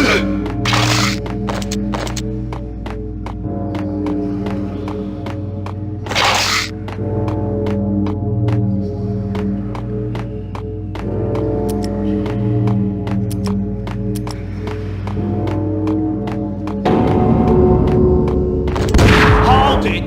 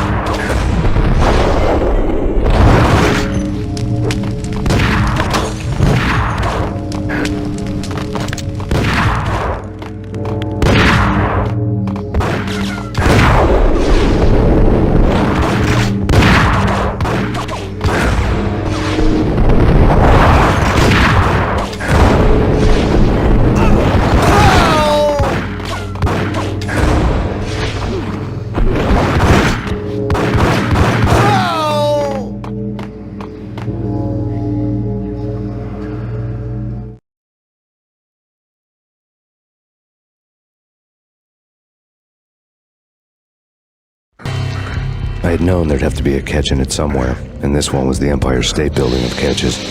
Lupino was pumped up and dying to go 15 rounds with a mutant alligator. And then he started this spooky monkey talk, straight from a bad dream.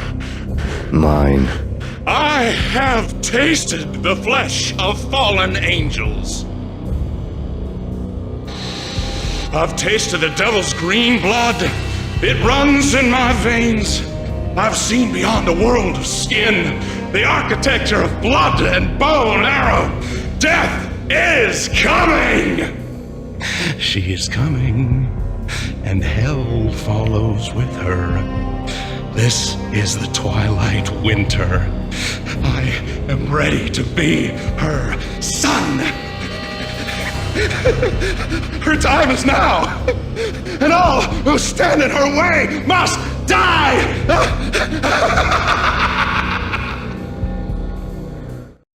Die! You'll die! You'll die! Now! Die!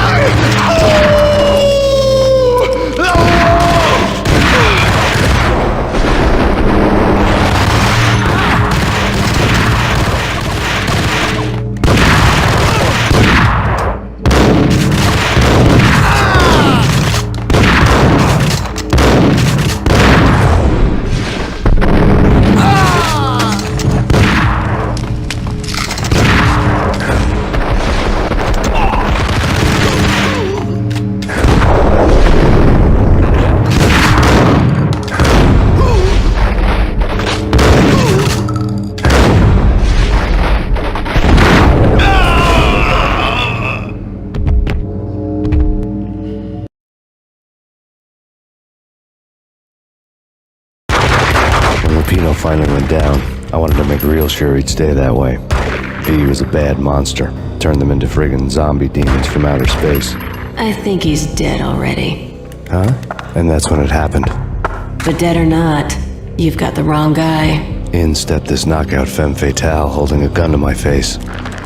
I returned the favor.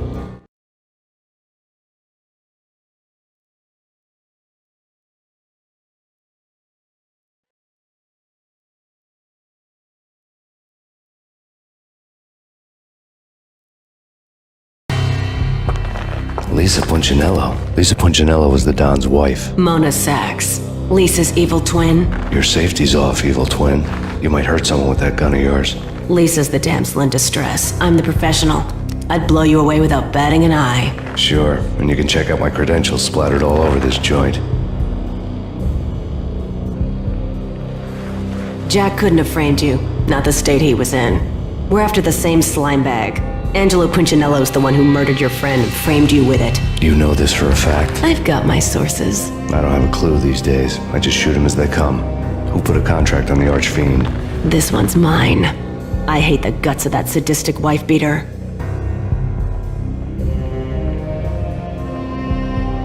Why not pool our bullets for this one? I thought you'd never ask. My finger was starting to twitch. How do you like your whiskey?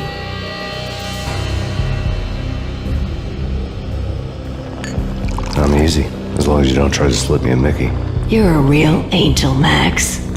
It was good stuff. Tasted sweet as honey going down. Nothing personal.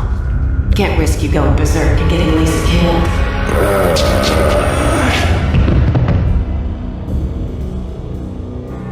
The nightmare was always the same. Violent shapes moving in darkness, old and ugly. The killer's mad laughter was a riddle filled with wicked innuendo. Somewhere, the baby was crying.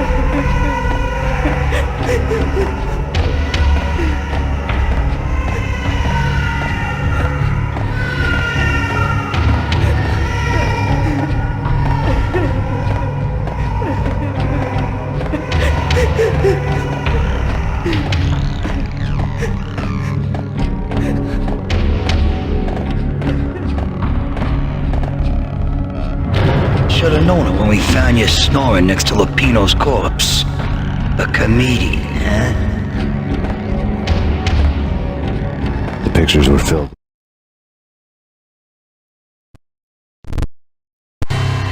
Alex and I had a few moments of glory between us. Crime-fighting comrades, the best in NYPD DEA collaborative team. Good-hearted macho bullshit like that. I would have given anything to have him here as my backup. No such luck. No luck at all. With good old times.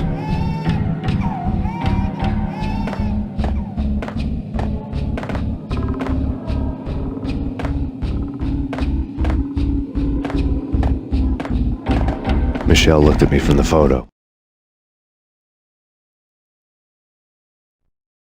The Payne family. Happiness captured in a Polaroid moment. I had thought it would last forever, till death do us part. I didn't want to think about it. As long as I didn't, it could never happen. But I had broken my own rule. The thought had already slipped in.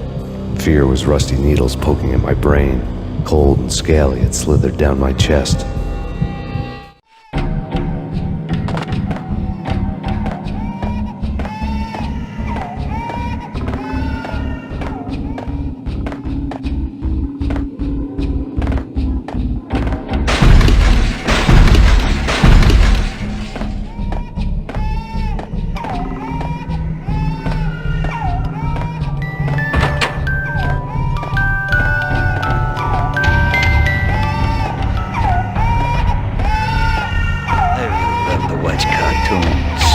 Captain Baseball Bat Boy's my favorite.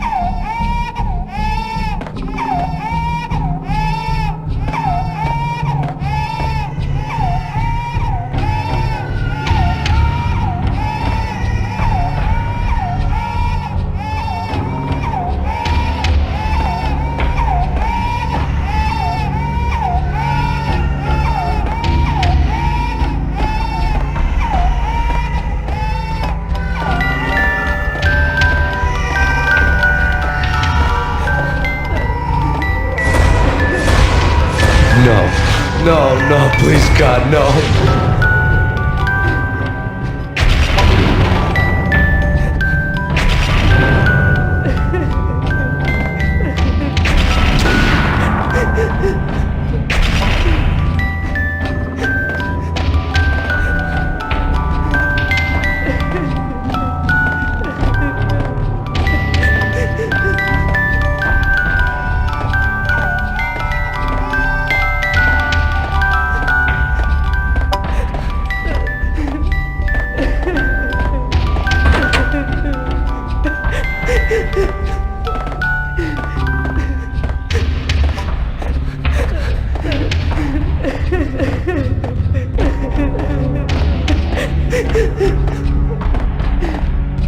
Slice him, dice him, shoot him full of holes, blow him to bits, vaporize him, disintegrate him. No matter what you do, they'll still be back, good as new.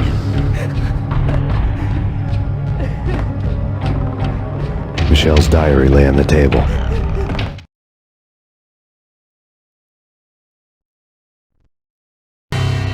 Michelle was working part-time in the district attorney's office.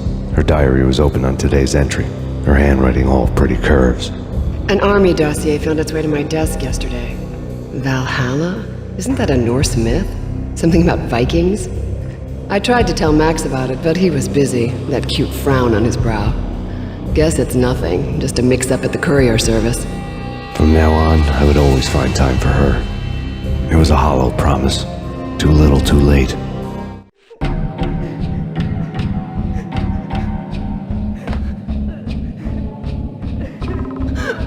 Max, no, please, Max! Why? I didn't mean to. I'm sorry.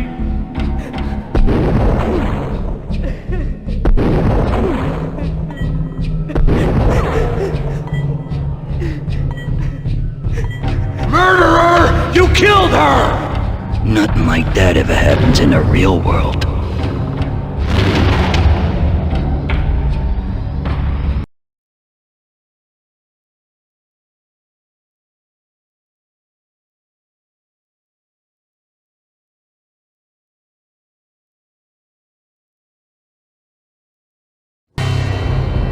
I woke up in a bad dream.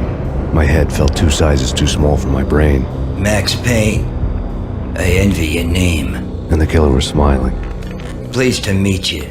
I'm Frankie the Bat Niagara. Niagara, as in you cry a lot? He had a baseball bat and I was tied to a chair. Pissing him off was the smart thing to do.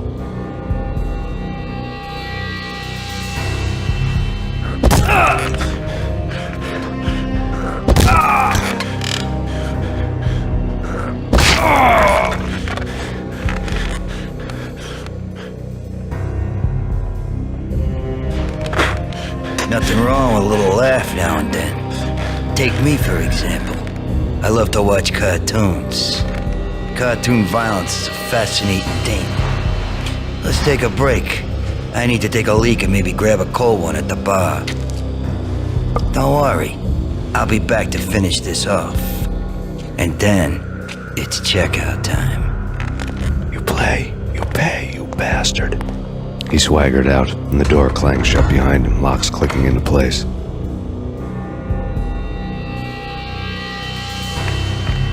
Everyone makes mistakes. Mine hadn't been to crack jokes about the goon with the bat. He'd have cracked my skull regardless. It hadn't even been to trust a girl with a gun. I had blindly gone after the first bad guy on my hit list when I should have been aiming further up the ladder, at the head of the Punchinello family. I couldn't bring myself to be pissed at Mona. Guess I had a soft spot for a pretty face.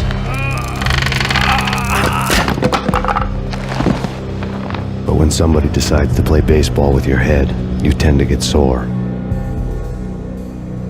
They had dragged me back to the basement of Lupino's hotel. I was beaten, bruised, and blue. I felt like the chair I had broken to get free.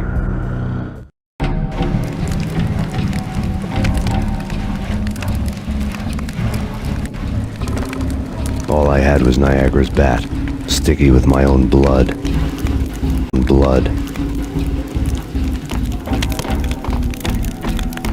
Without a gun, I'd be no match for Frankie's men. I'd have to play hide and seek with them.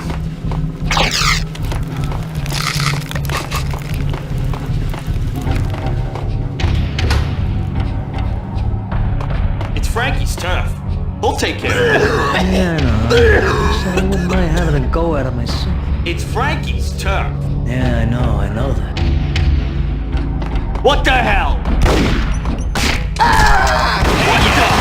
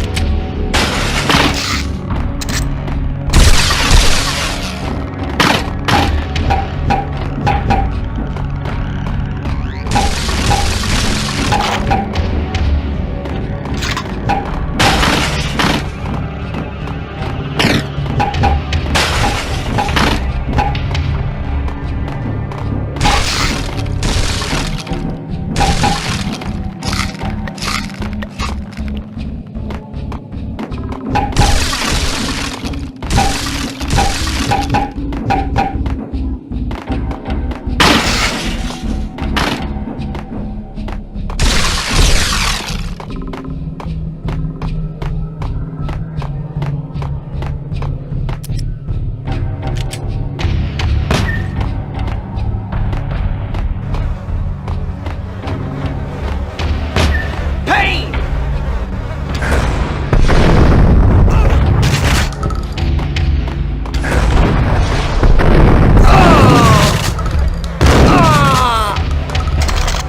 Another newspaper caption for a murder scene.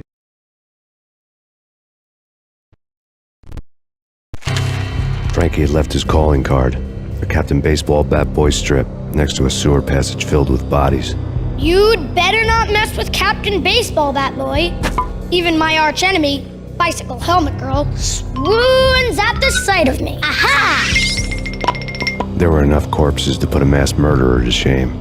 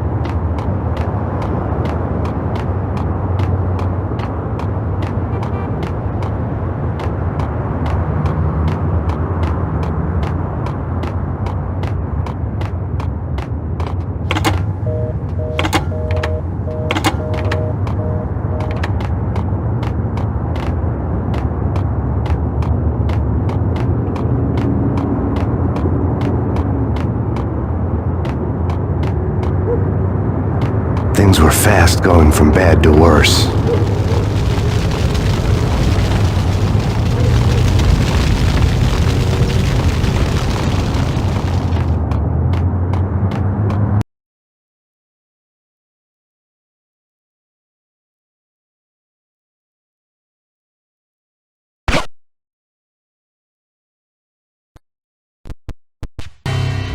The men in blue had come and gone. They had decorated the place with chalk outlines and tied it together with yellow tape. The cops who had stayed behind were dead. Frankie, his boys, and I had the place all for ourselves.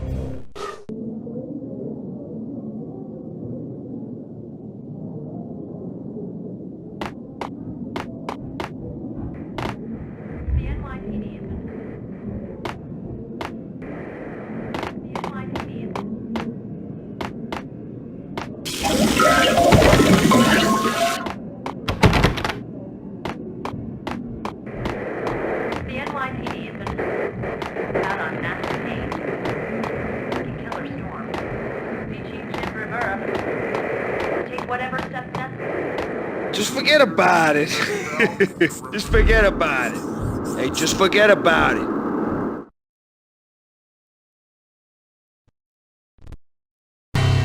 That crazy witch, you should have heard her. She was a real scream when the boys caught her trying to cap the Don.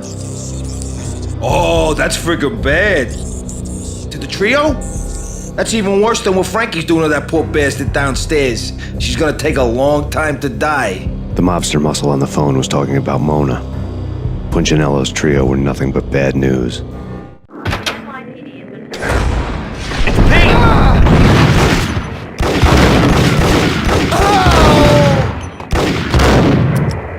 Take whatever steps necessary.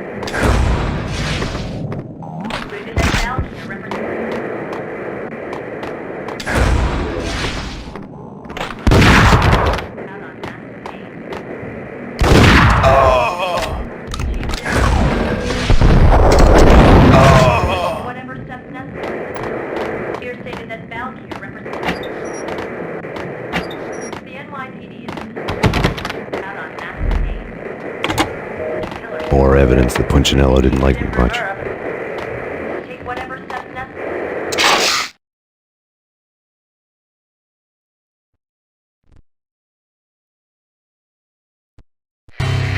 The fact remains that all the victims so far identified in the Ragnarok shooting have been known criminals, many of whom had large doses of V in their blood. Reliable sources say that Max Payne was also among those killed, although no body has been recovered at this time. Reliable sources. That meant somebody thought the Mafia had me, didn't want the cops snooping around anymore. The body would be delivered to them barely recognizable. Case closed. Don Punchinello had the power to be that reliable source, which was no news. But his news was old news. Framing me hadn't been enough. Don Punchinello had put a hit on me. He wanted me dead, and it had been important enough for him to give written instructions to Frankie about it. Max Payne should die like a dog for the trouble he's caused. Frankie, I know I can trust you to give this matter the dedication it needs.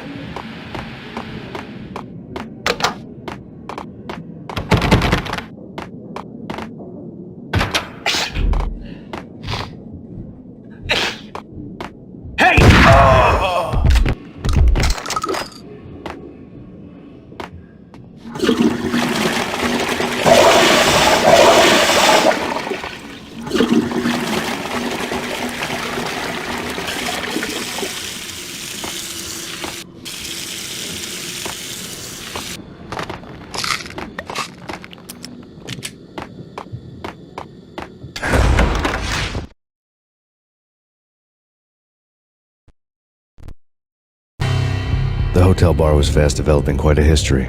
True to his words, Frankie was there, having a beer. Jesus Christ. How the hell did you get loose? Got bored waiting. Thought, what the hell, we could just as well finish this here. Fine by me. This works out just as well.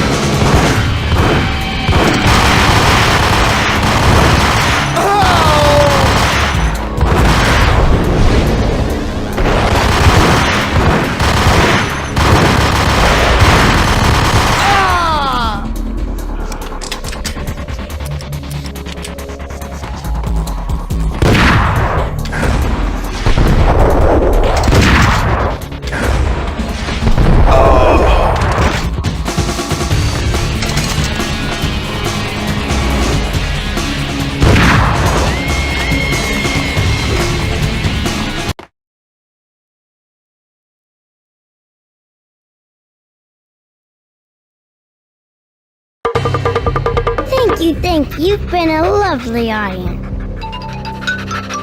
Had enough? I don't play with girls anyway. Unfair!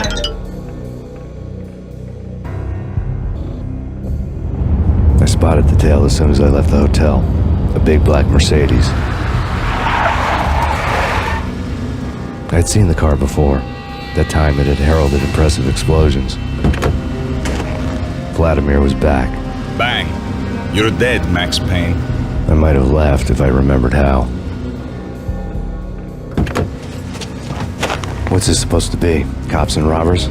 Look, you want something with me? Get in line. Peace, man. Relax. You know you are a real news item. Armed and dangerous. I am going to make you an offer you can't refuse. I've always wanted to say that. It's a bum rap. I've been framed. Well, that's a moot point. Whatever you did or did not do, I'm sure you had good reason for doing it. Want to hear me out? I'm listening.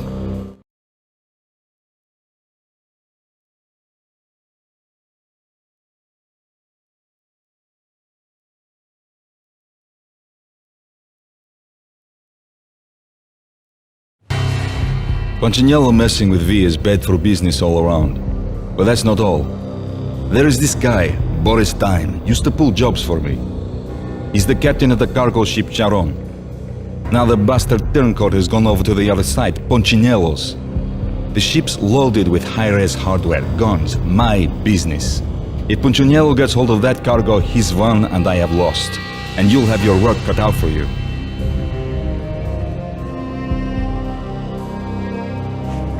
If you want to get to Punchinello, you'll need heavy-duty persuaders. I am just the man to get them for you. Change the ship back under my flag, maybe pop 2 in the Traitor Time's head while you're at it. You'll get enough guns to start the apocalypse. You in or out? Let's get this show on the road. Vladimir was one of those old-time bad guys with honor and morals, which made him almost one of the good guys. None of us was a saint.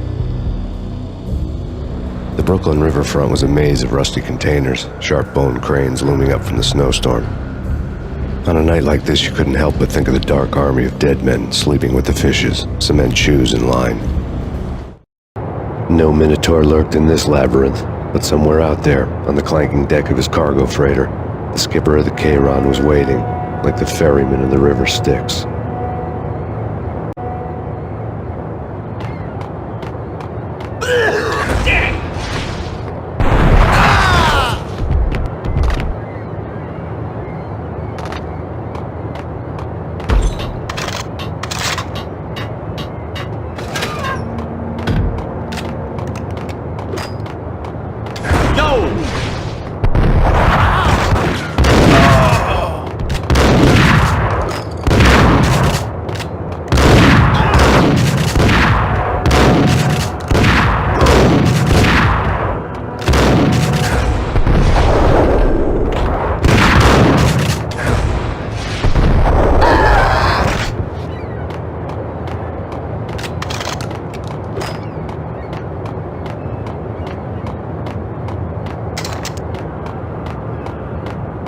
both of them beaten to a... Damn!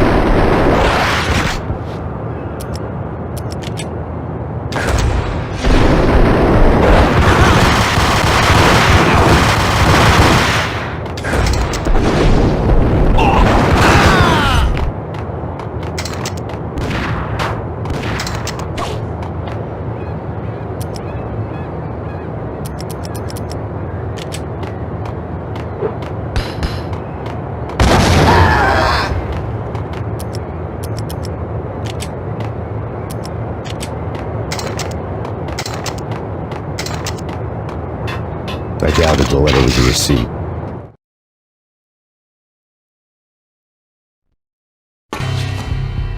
Rico Muerte had come to town to do more than just sort out family troubles. Exhibits number 1, 2, and 3. Briefcase of money, a sniper rifle, and an envelope with one word neatly printed on a folded piece of expensive paper. Mayor. It didn't sound like a mafia contract at all. It was too cold and too to the point.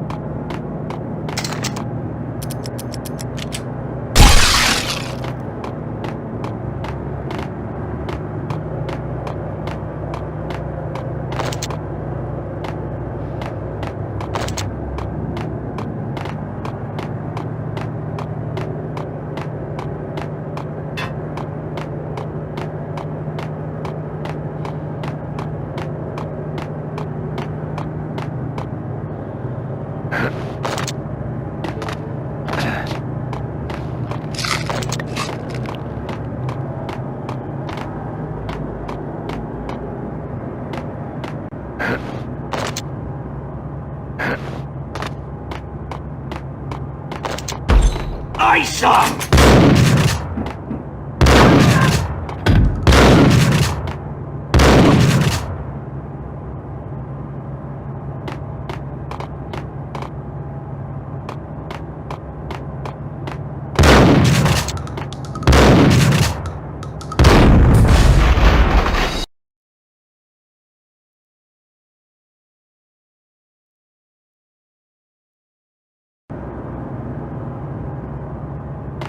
Hold it, hey,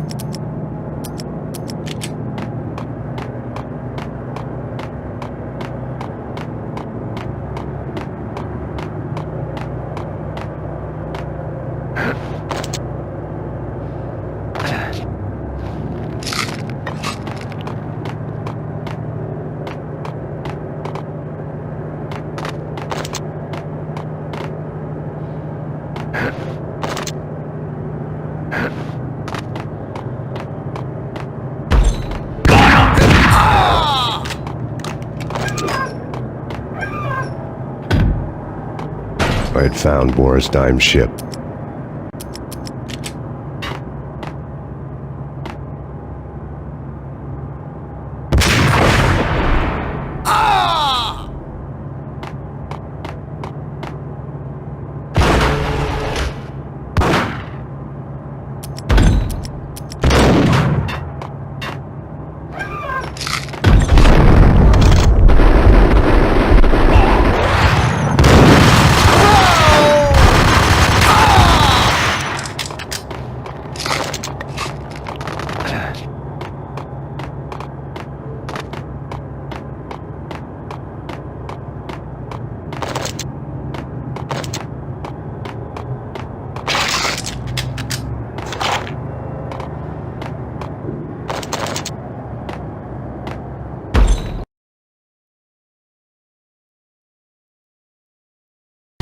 Rust had crept over the sides of the cargo steamer a long time ago. Boris Dime would be on board. I'd have to smoke half of his crew to even get near the gangplank. The guns were probably being kept in the hold, buried amidst the rats and oily water.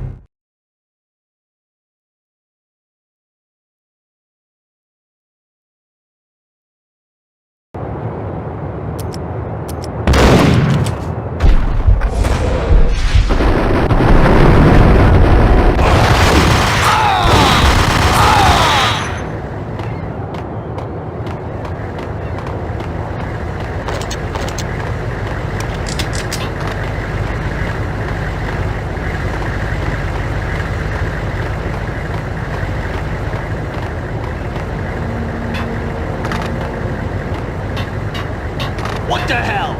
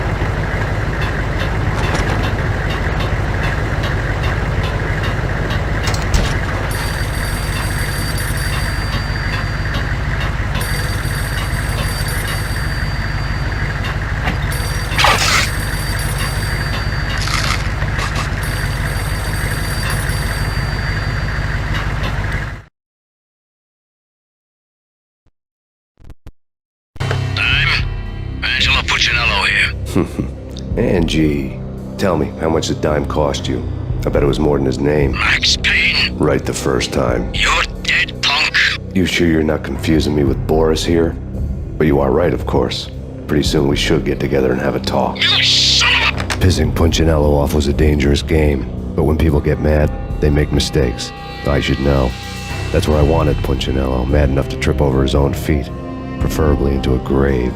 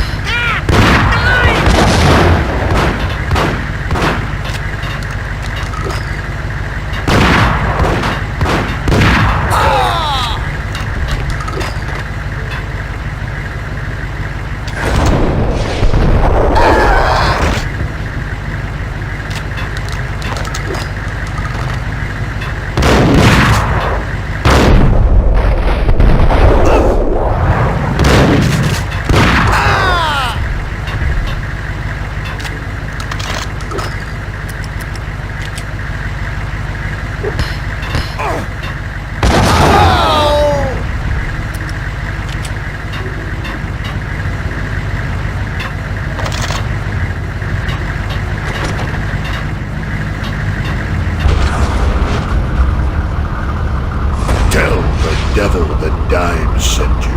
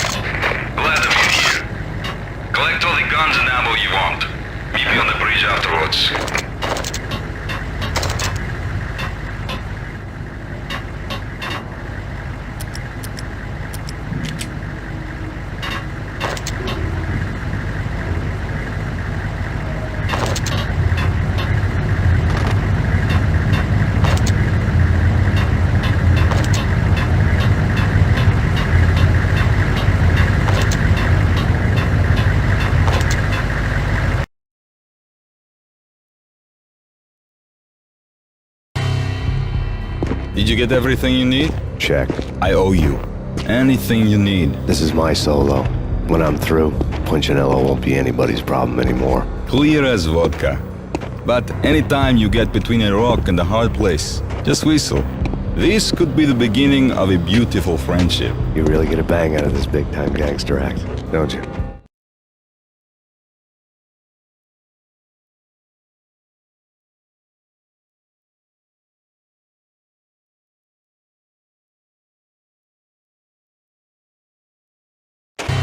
Even with all this firepower, I figured I couldn't get to Punchinello at his manor. I could only hope that he wouldn't pass a chance to hear me beg, to see he's won. This is Max Payne. I want to cut a deal.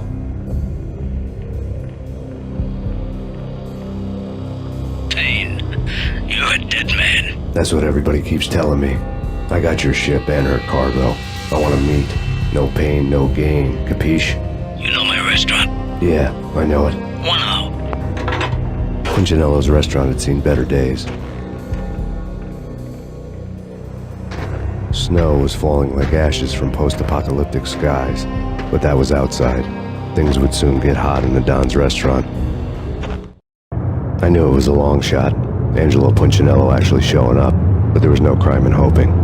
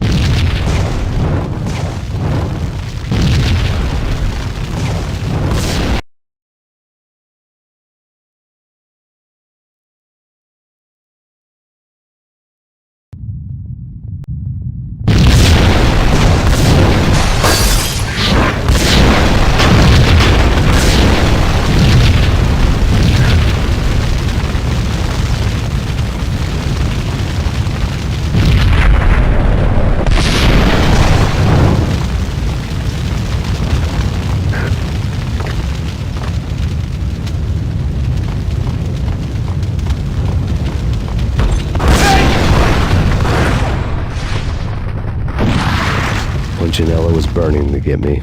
The feeling was mutual. He was trying to put out my flames with gasoline.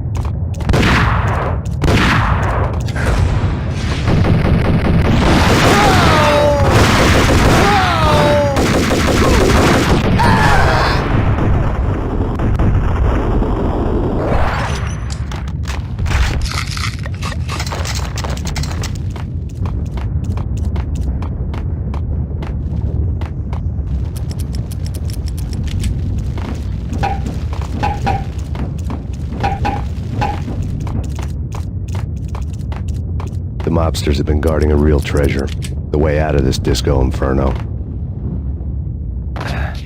There he is!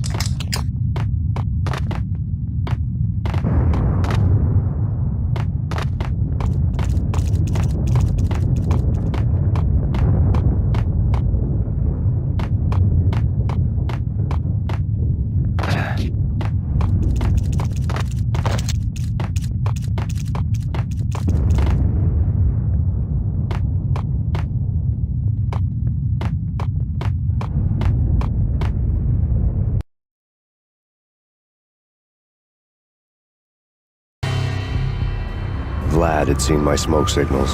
The Mercedes was revving to go, almost drowning out the Banshee wail of the sirens. You coming? We'll drop you off at the Punchinello Manor. Sounds good to me. When this is over, look me up.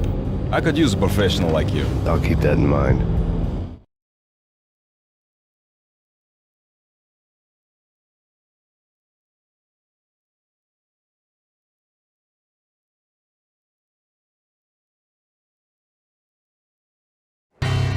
The night groaned with cold. The garden lights flickered nervously. In their light, the falling snow was dead white before the darkness ate it up. I had heard the stories. The trio were mad dogs. They'd have hung the heads of their enemies over the manor gates if the capo had only let them. Punchinello wanted Payne. He'd see the pain. The trick in my situation was that there was no trick, no matter what the movies tell you. No rules, no secret mantra, no roadmap. It wasn't about how smart or how good you were. It was chaos and luck, and anyone who thought different was a fool. All you could do was to hang on madly, as long and as hard as you could. Someone had graciously left the back door open for me and killed the guards. My money was on Mona. I knew the trio would be standing between me and Punchinello. I had read their rap sheets, thick as phone books. No one would be walking out of here alive. The numbing cold of the broken night had followed me in. Upstairs, the trio tangoed down the manor halls to the silent rhythm of their murderous hearts. The blood of their victims rust on their lips. Vince Mugnano, Pilot Providence, a.k.a. Big Brother, and Joe Deadpan Salem. The pistol was a frozen lump in my hand, piercing the skin, gnawing me to the bone.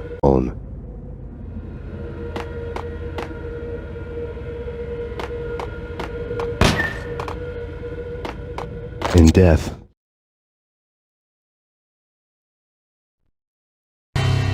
someone hadn't enjoyed the Don's hospitality. Someone with a flair for the dramatic. Someone who had let herself out of a locked cell and past a couple of armed guards. My thoughts were on Mona again. I could only hope she was a good enough gambler to walk away while she was still winning, before she'd run into the trio. The thug had been promoted to messenger.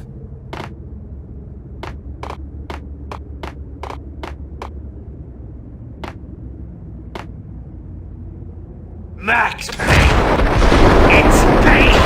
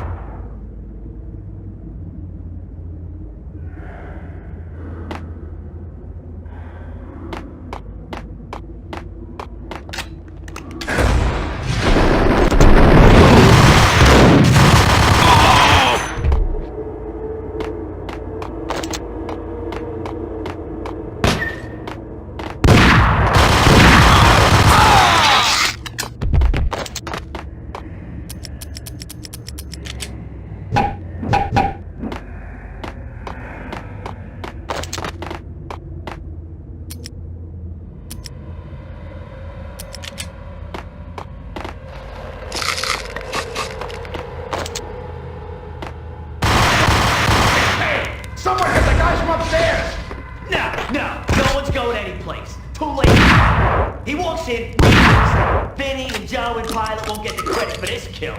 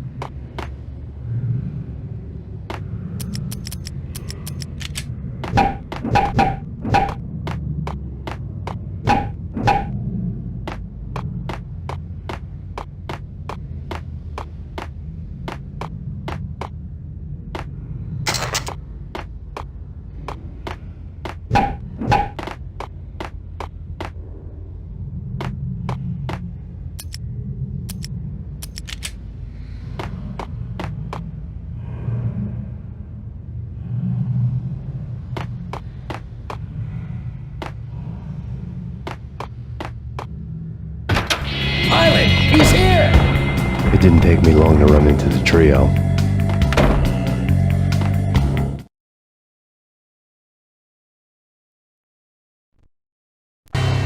The word on Lisa Punchinello was that she was a bit of a witch.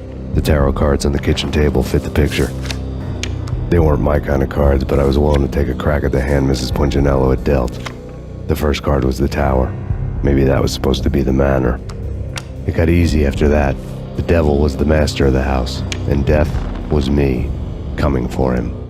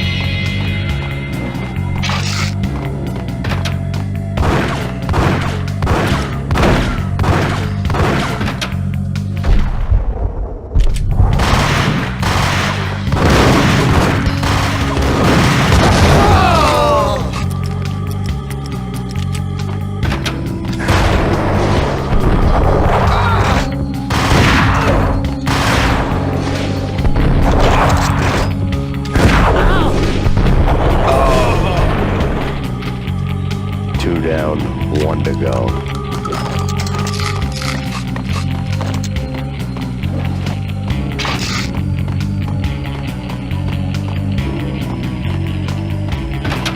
Payne!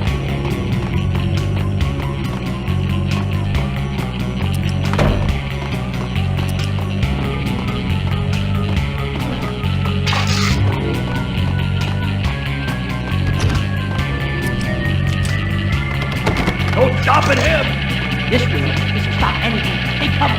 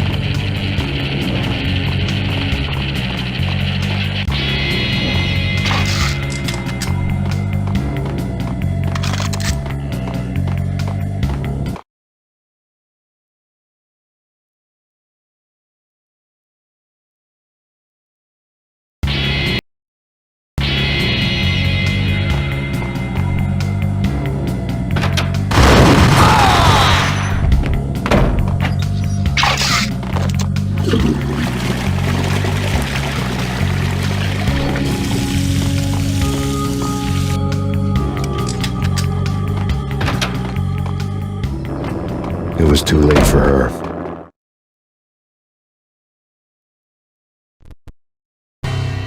You're a real angel, Max. I couldn't tell whether it was Mona or her sister. The body was a mess. The sick bastard had really gotten a kick out of it. Seeing her lying there got me thinking about another woman's body on another bed. Got me thinking about a fallen cradle.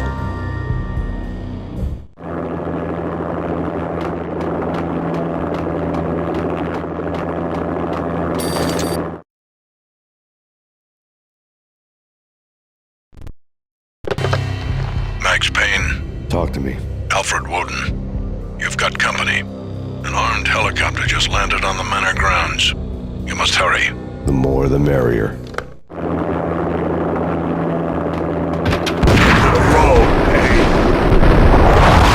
Vince Mugnano.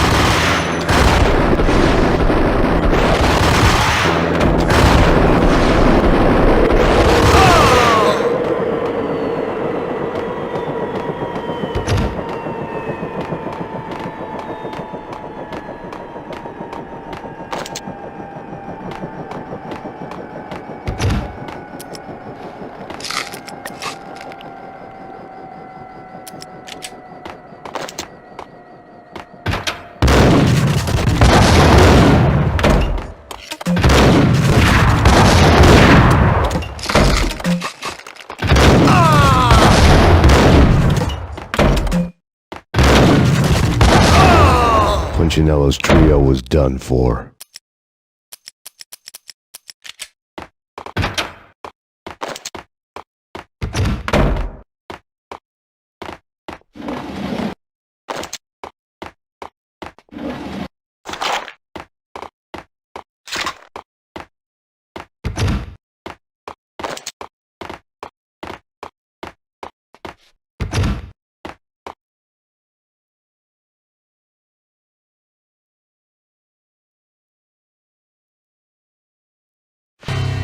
Outside my door. Hurry. He's coming for me. You gotta hurry. Please. I could hear Punchinello on the phone begging for help. He should have been saying his goodbyes. Punchinello was a pushover. The moment I stepped into the room, he folded like a deuce before a royal flush. No, wait. I was just doing what I was told. I couldn't refuse. She's someone high up. Government, maybe. I don't know. He was trying to buy more sand for his hourglass. I wasn't selling any. No, I told him not to.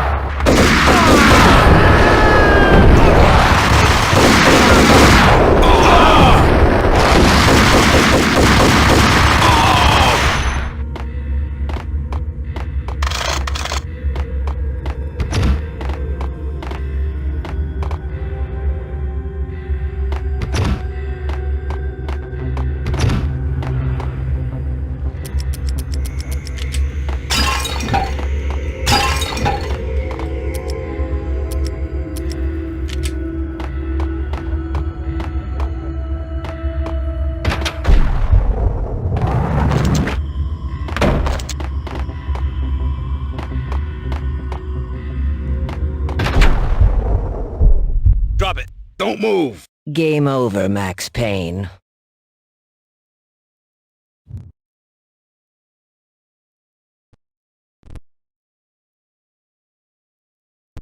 I could tell when I was outgunned. It was time to take another beating. The mystery witch was a real barracuda. Trouble on dagger heels, a smoking assault rifle in her hand, and an army of killer suits behind her. How sweet. I get to kill two birds with one stone. Sooner or later, it was going to catch up with you. Mr. Payne, it's time to show you the benefits of my brew. Be a good boy now. You'd find that Lady Luck was really a hooker. You were fresh out of cash.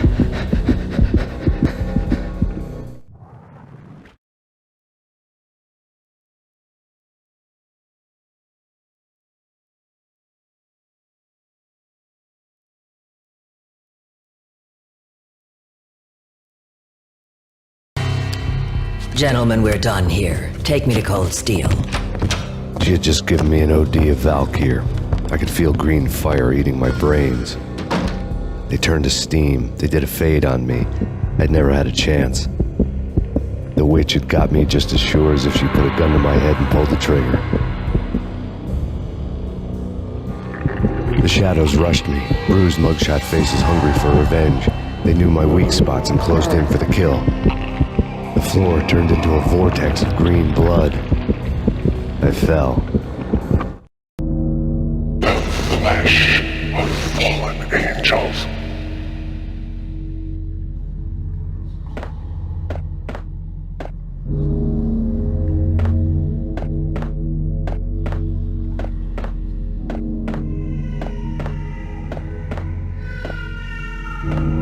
Who's there?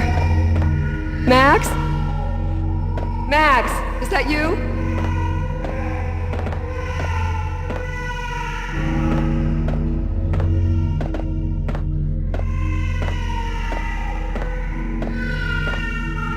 Max?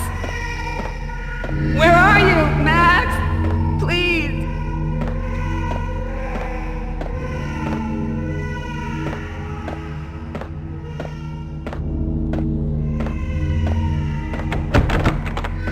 No, please, Max, no, I'm sorry. Please don't, Max, no, please. No, please God, no.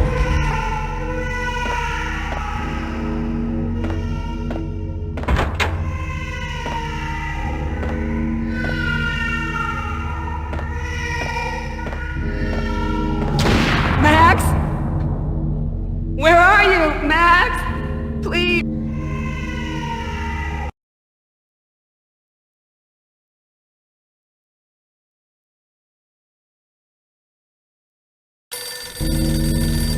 The letter was staring at me. There was something disturbingly familiar about the letter before me. The handwriting was all pretty curves. You're in a graphic novel. The truth split my skull open, a glaring green light washing the lies away. All of my past was just fragmented still shots, words hanging in the air like balloons. I was in a graphic novel. Funny as hell. It was the most horrible thing I could think of.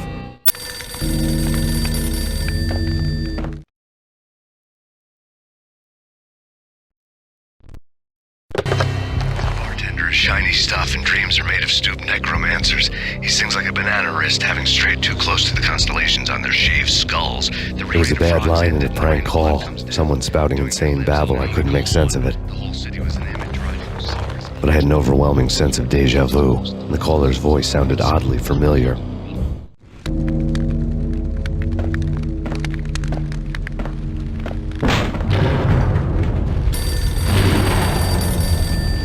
The weird piece of paper looked dangerous. There was something disturbingly familiar about the letter before me. The handwriting was all pretty curves. You're in a computer game, Max. The truth was a burning green crack through my brain, weapon statistics hanging in the air, glimpsed out of the corner of my eye, endless repetition of the act of shooting, time slowing down to show off my moves, the paranoid feel of someone controlling my every step. I was in a computer game. Funny as hell, it was the most horrible thing I could think of.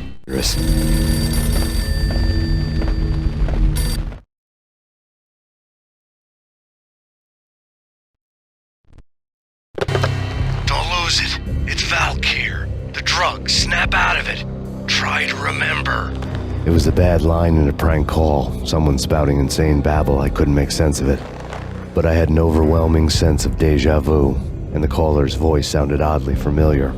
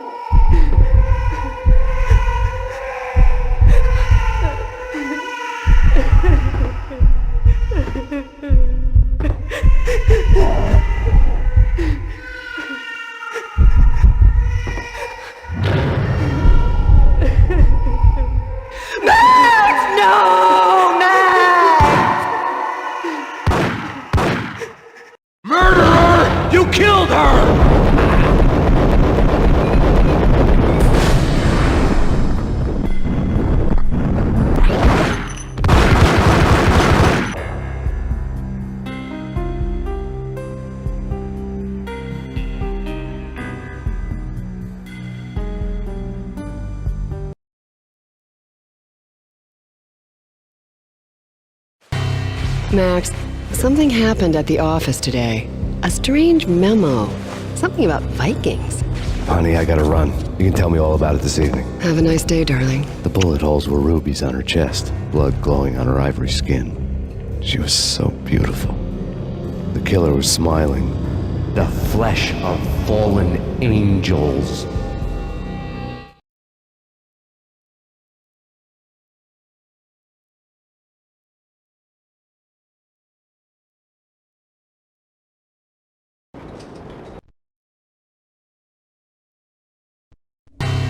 Slowly, the green nightmare faded, leaving dark stains on my soul that would never come off. I felt like flatlining. I was all shook up. I woke up in a cold sweat, sick and tired to the bone, lying in a puddle of my own puke. The hag had said take me to Cold Steel before it had all gone crazy. It was a clue, the only one I had.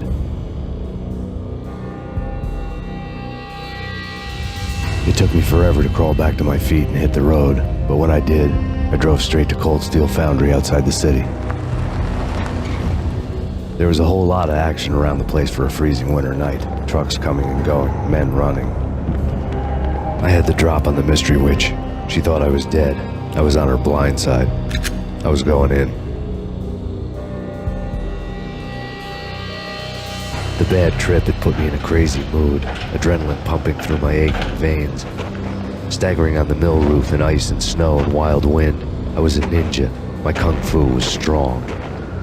I wasn't kidding anybody. At best, I was Superman on Kryptonite about to fall through a skylight, down to where it was all going down. A half-abandoned industrial area in the middle of nowhere. The factory was a perfect front for any number of illegal activities. In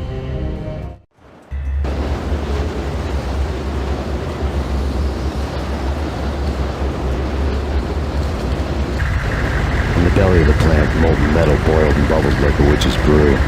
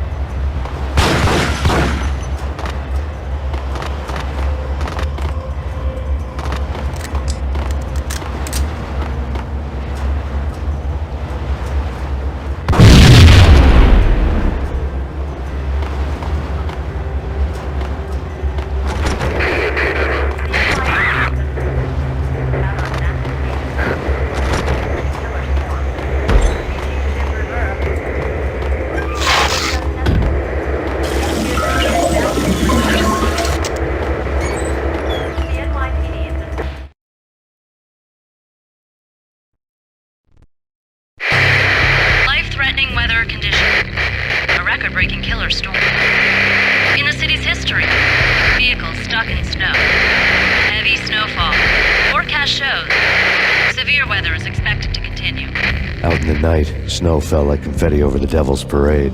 The storm was anything but over.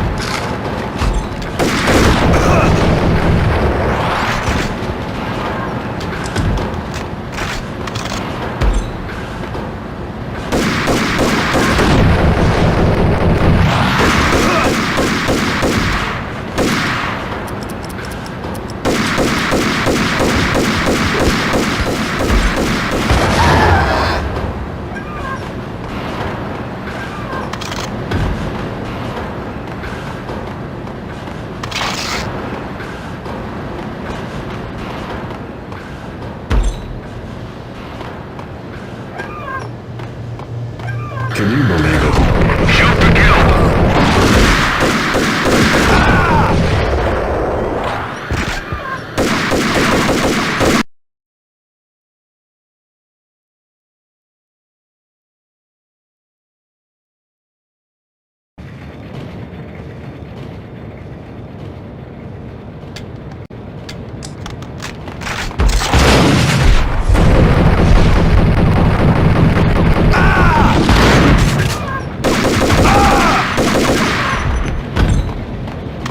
The folder on the table told a grim tale.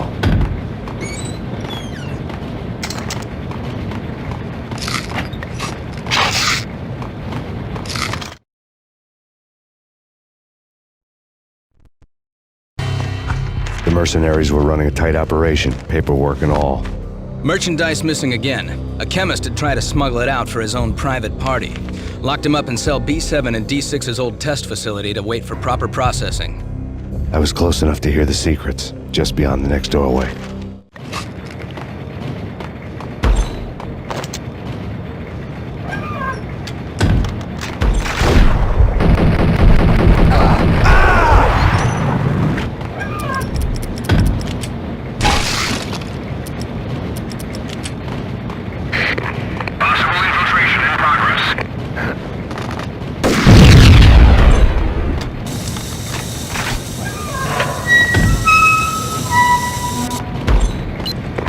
Obstacle in place.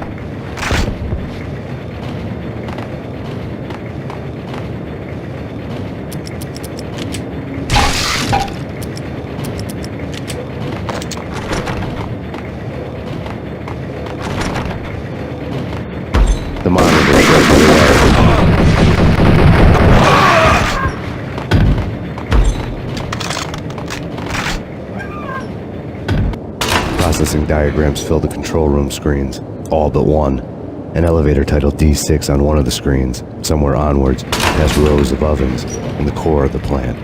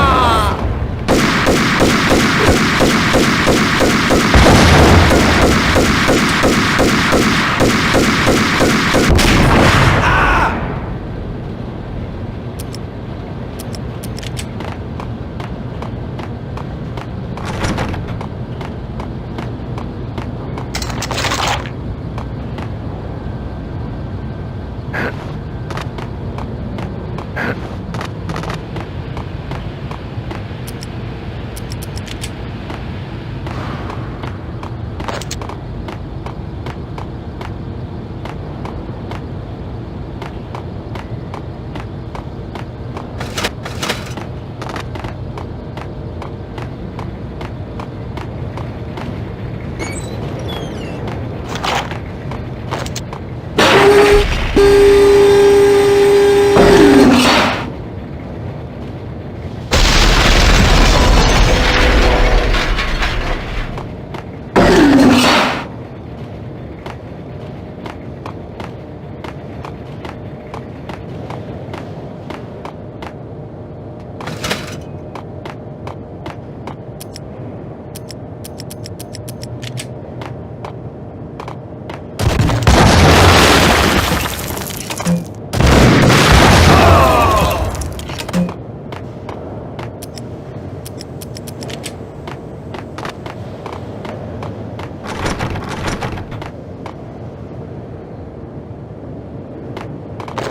Acknowledge. Target controls destroyed. Repeat, oven controls have been destroyed. Obstacle in place.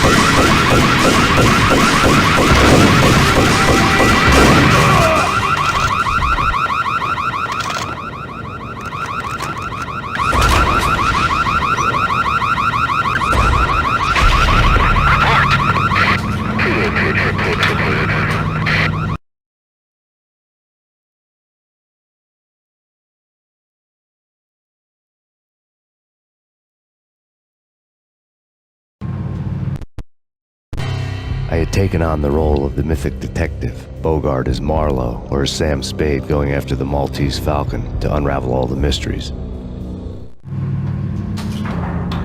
Following a path of clues to that final revelation, even if it would take me down to the cold, cavernous depths of a grave. You can't do this! My men are still inside! Do you have any idea why this is called Operation Dead Eyes?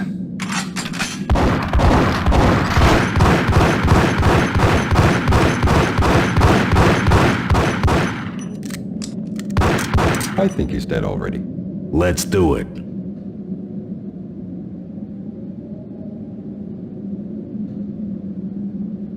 Attention all personnel. The self-destruction sequence has been initiated. Evacuate the complex immediately. Repeat, the self-destruction sequence has been initiated. Proceed to the nearest exit immediately.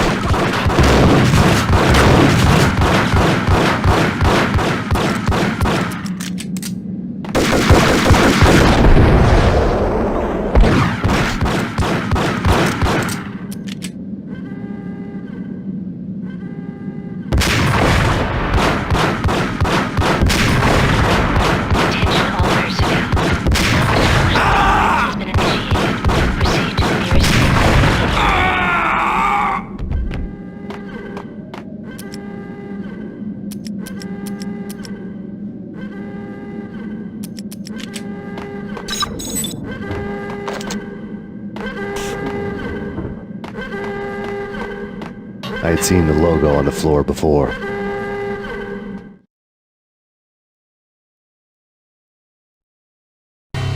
There was an old army bunker under the steel mill. I knew the military plaque on the floor.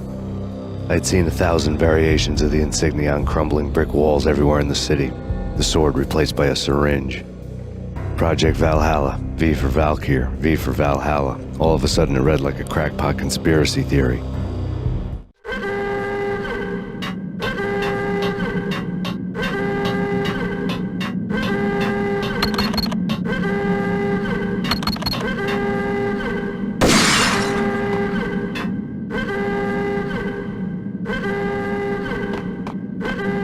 Attention all personnel. The self-destruction sequence has been initiated. Proceed to the nearest exit immediately.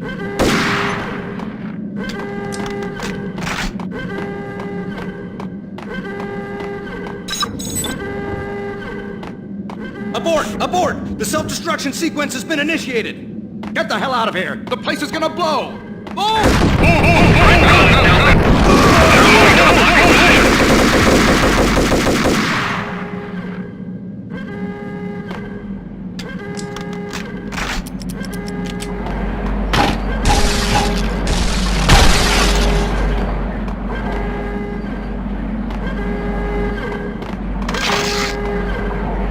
Attention all personnel.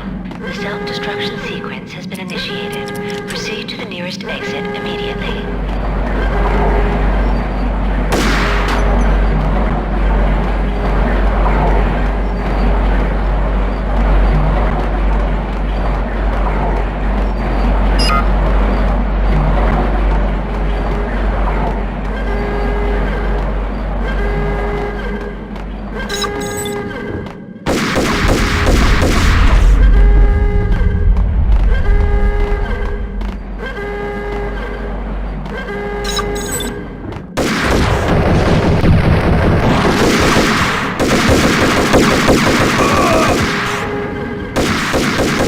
Attention all personnel. Self-destruction sequence has been initiated. Proceed to the nearest exit immediately.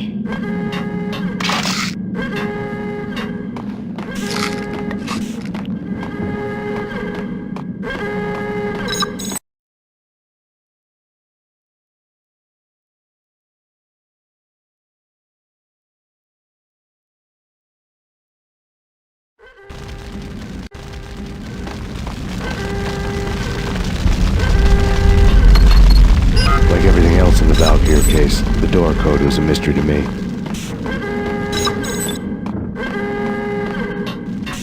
The chemist had been using the workstation when he died. The half-life of the lab rat had ended online, his password blinking on the screen. 665. a neighbor of the beast.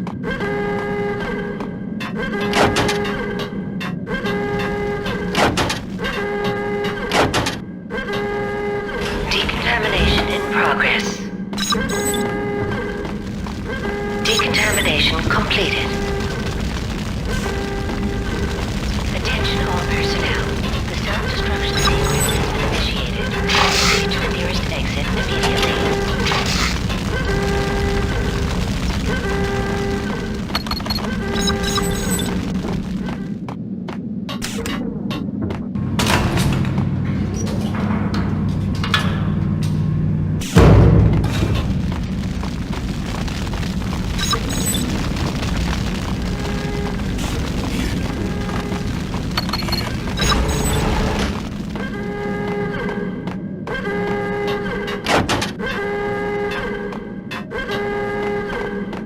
Hey! In here! Hey!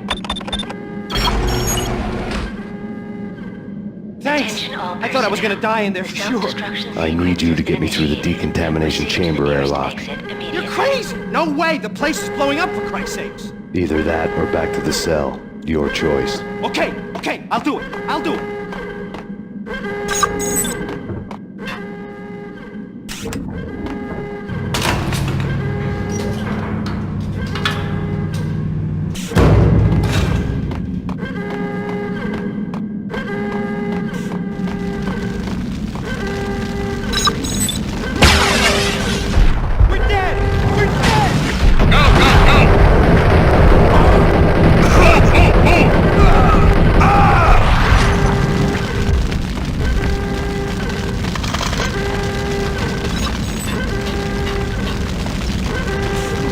Attention all personnel. The self-destruction sequence has been initiated. Get in!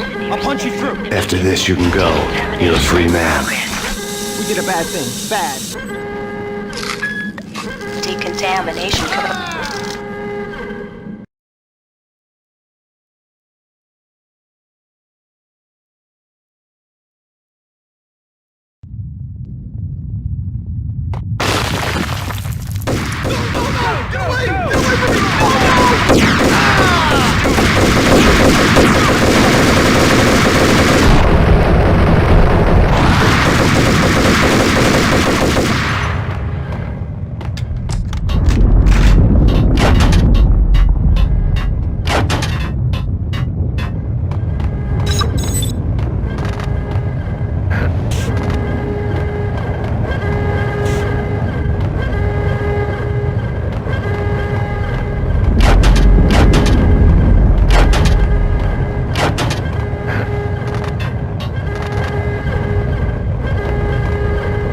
Attention all personnel.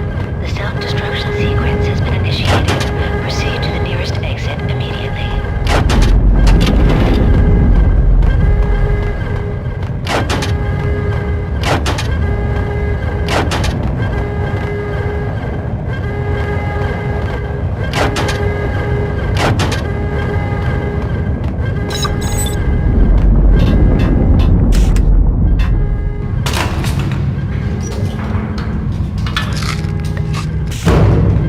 I was caught in the middle of the deadly web that was the Valkyr case.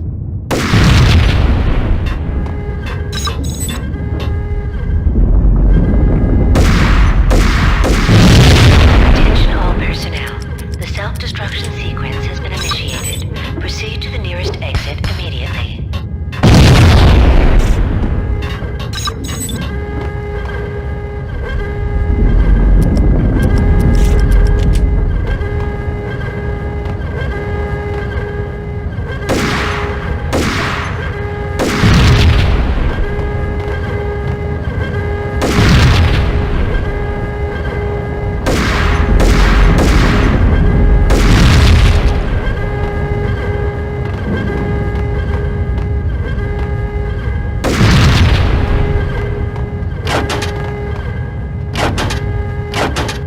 Attention all personnel. One of the lab terminals had the project logo on the screen.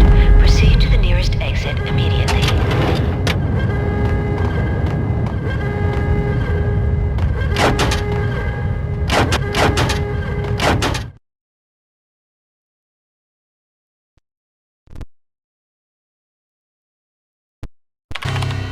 Top secret. Project Valhalla. U.S. Army. Yggdrasil Network. Valhalla, the otherworldly place in Norse mythology where the bravest heroes spent their afterlife feasting and fighting forever, their wounds miraculously healed night after night. Valkyr, the maidens who chose the most courageous Viking warriors and carried them to Valhalla. 1991. The research objective is to create a chemical substance to enhance the stamina and morale of infantry troops. 1995. Results unsatisfactory. Project cancelled. Someone had decided to continue the sick experiment unauthorized.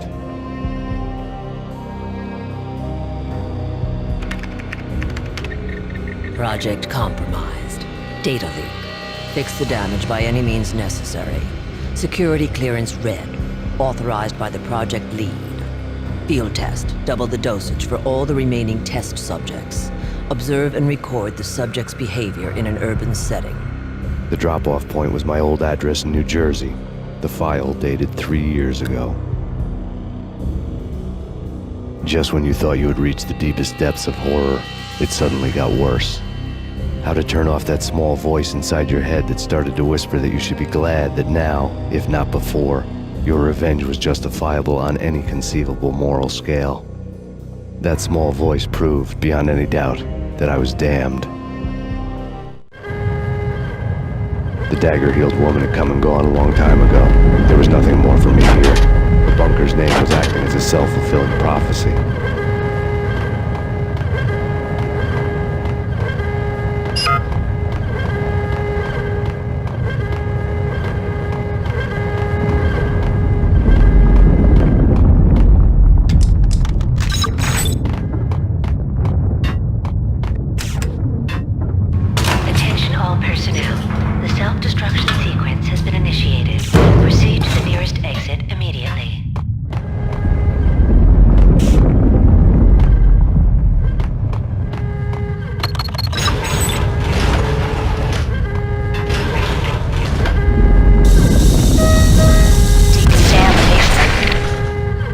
Self-destruction imminent. 30, 29, 28, 27, 26, 25, 24, 23, 22, 21, 20, 19, 18, 17, 16, 15, 14, 13, 12, 11, attention 10 personnel, 9, self-destruction sequence, 7 initiated, 6, 5, 4, 3, 2,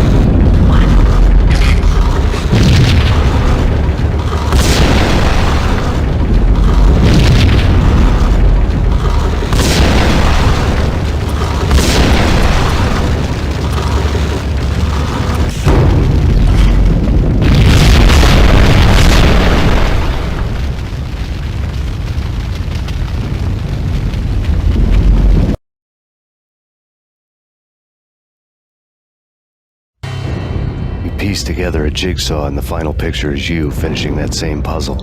A mad, green-eyed killer standing behind you. An urban legend come true. The Project Valhalla test subjects had been the mad junkies who had murdered my loved ones. The rest was simple body count math. It all pointed to her. Ms. Valkyr. The factory went up in a fiery inferno behind me. All my leads were dead, turned to smoke and dust. I had lost my way. I hadn't slept in a million years.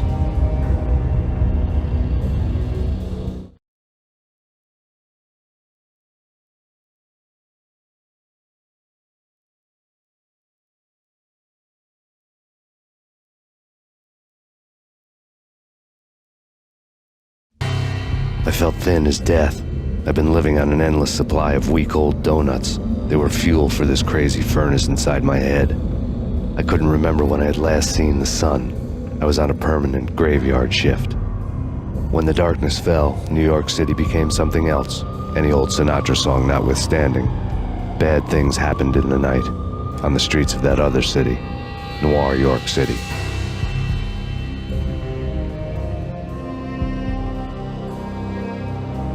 I was in an all-night diner, downing cup after cup of coffee that tasted like engine oil, when a new message from BB got me back on the killer track. What the hell happened at Roscoe Street? Maxie, I'm going out on a limb here. We need to talk this through, come up with a plan. 2:30 a.m., the Choir Communications Garage. The more I thought about Alex's murder and the frame-up, the more it felt like an inside job. I should have seen it coming. BB had sold me out, and now he wanted to finish what he'd started.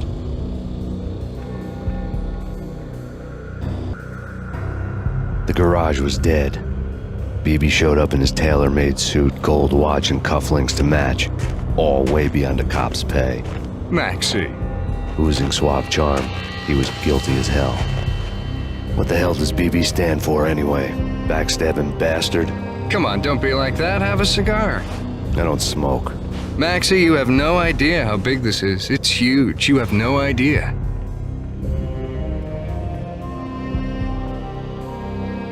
I think I do. You're a bribe-taking bent cop who sold out his partner. Those mobsters in the subway were a dead giveaway. Hard to miss.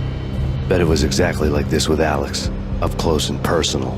You can't win this one, Max. No, but I can make damn sure none of you do either. BB turned out to be another cardboard cutout bad guy.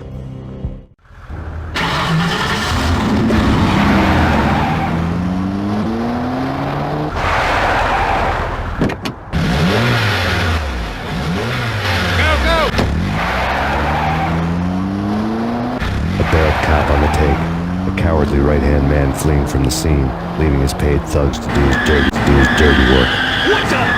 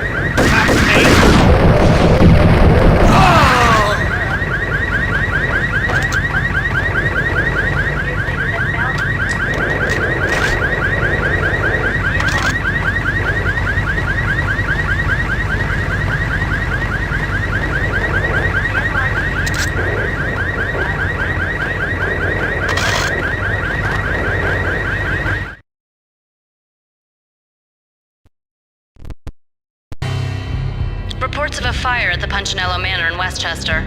The manor is the home of Angelo Punchinello, the alleged head of the Punchinello crime family.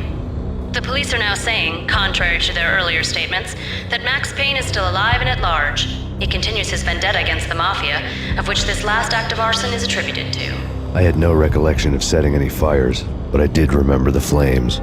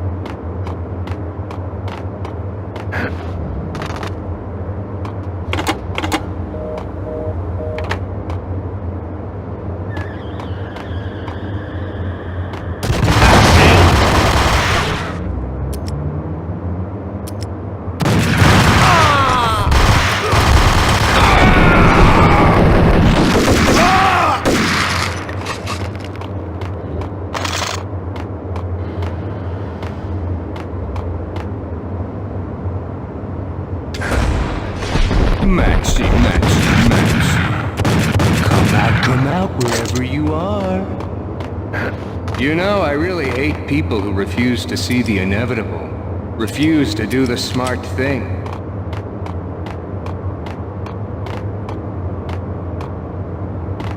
No, I must do the right thing.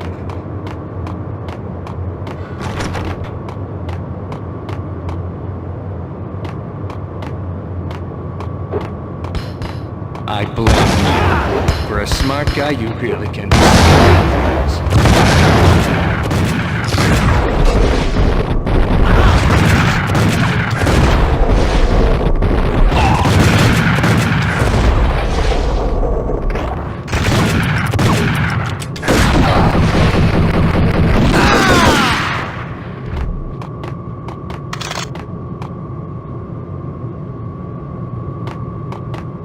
The payphone started to ring.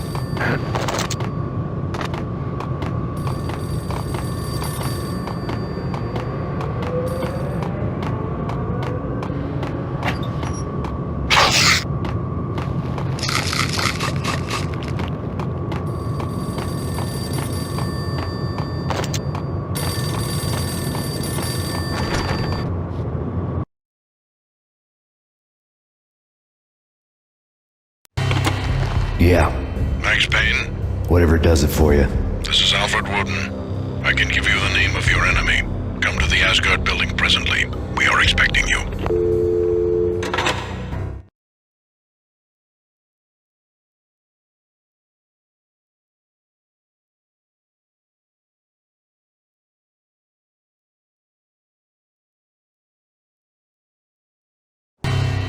Woden was waiting for me on the steps of the old building. Mr. Payne, let's go inside. The others are anxious to begin. The others? Despite the general misconception, this building actually predates the City Hall by 2 years, thus being the oldest municipal building still in use here at the foot of the Brooklyn Bridge. No kidding. The old man played tour guide as he led me through a dark domed hall. The answers I was after loomed large ahead.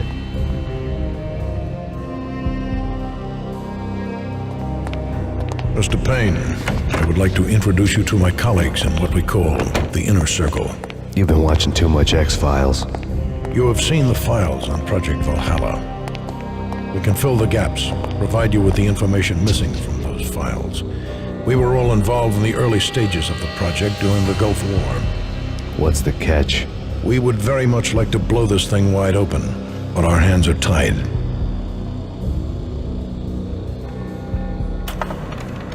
Her name is Nicole Horn.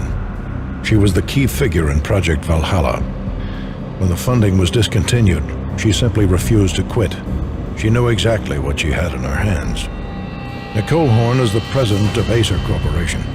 She has more than half the city in her pocket. This must be kept under wraps. If you try to go public with this, we will deny any knowledge. We need you to take her out. Afterwards, we can protect you. Make all the charges go away. That was the cue for the killer suits to kick in the doors and swarm inside. It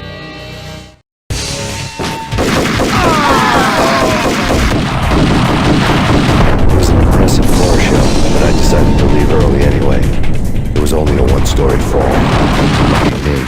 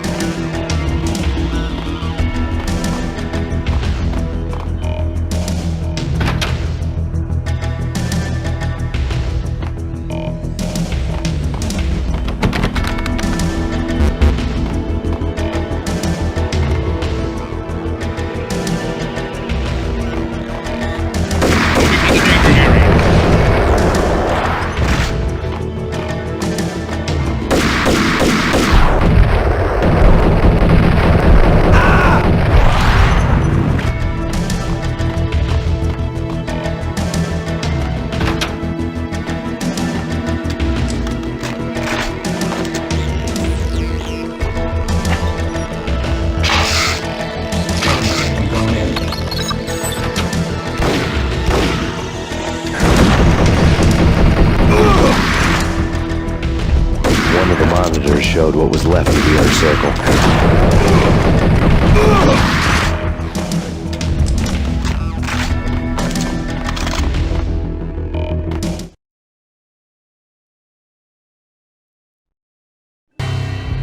On screen, the so-called corpse of Alfred Woden stood up, miraculously waking from his dirt nap, looking smug among his dead pals. In the land of the blind, the one-eyed man is king. I didn't know how he'd pulled it off, but it was a pretty slick way to get out of all his promises. Most of what he had said fit too well to be a load of crap.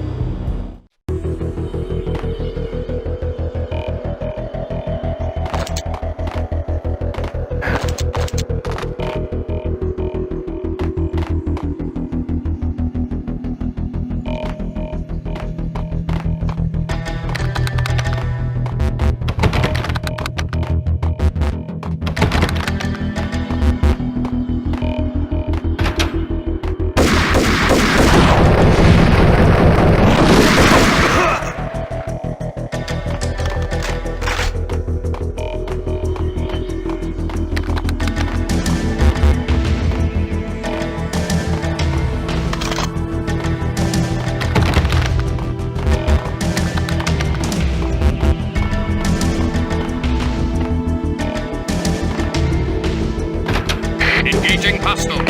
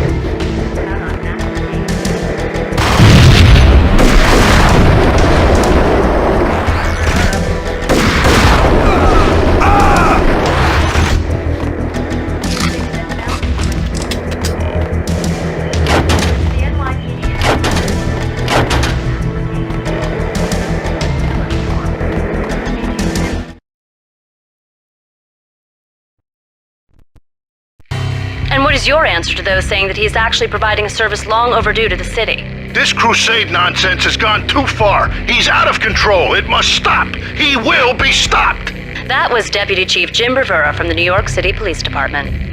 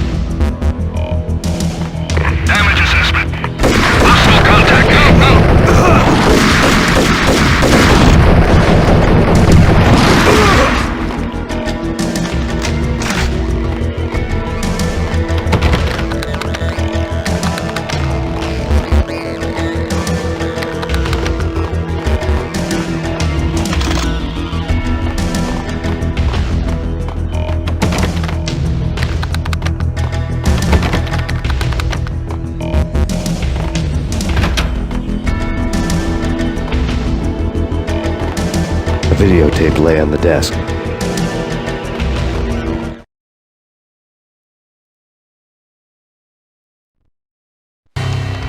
Nicole Horn had blackmailed the inner circle into silence. The tape came with a curt extortion note on a piece of expensive paper. I remembered Candy Dawn taping her clients in action on the side, selling the tapes to the highest bidder.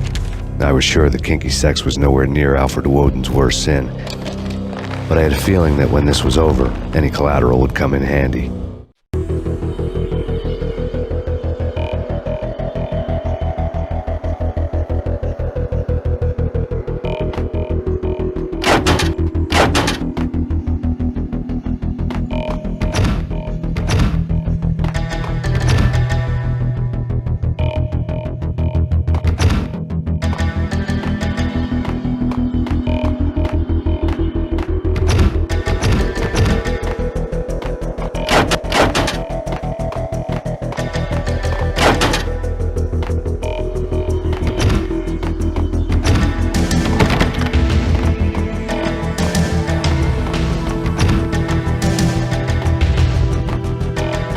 Woden had left me a present.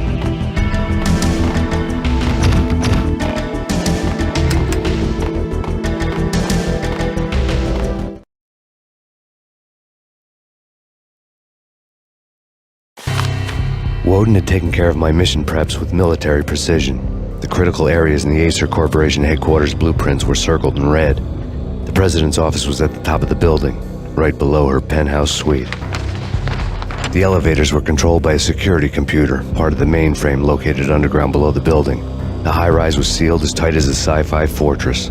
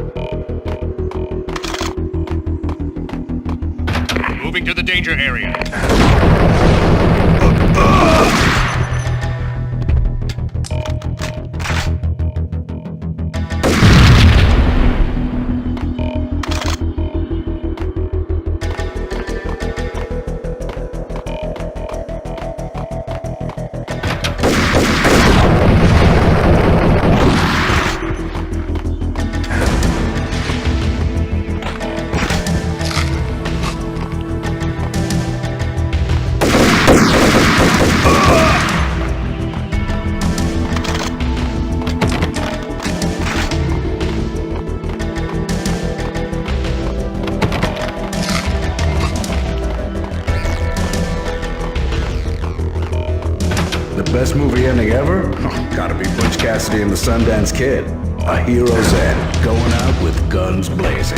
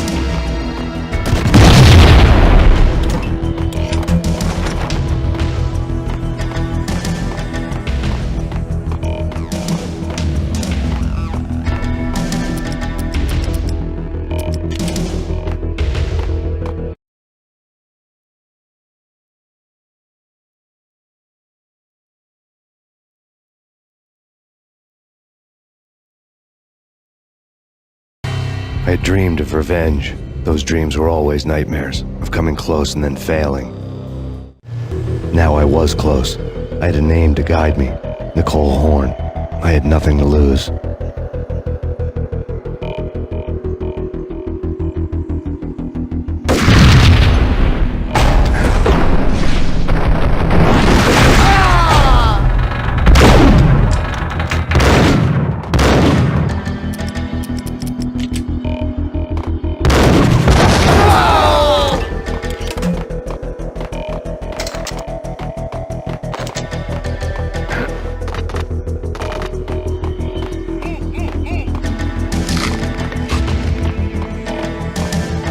The inner circle had...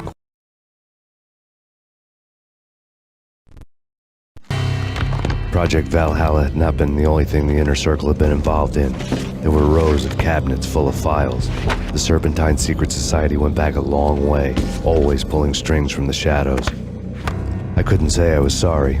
Woden's move in some Byzantine power game had cut the Circle's membership roster to 1. The old man wanted me on cleanup duty. It was my mess, too. A track record.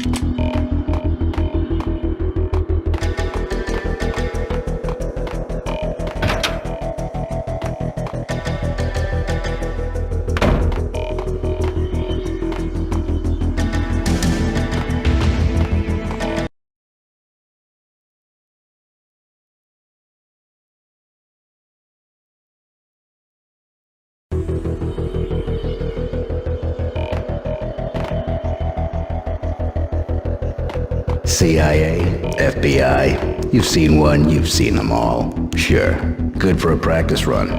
But this, working for her, oh, this is the real thing. The money's astronomical. And best of all, you get to kill any scumbag who gets in your way. License to kill, like James Bond. Terminate!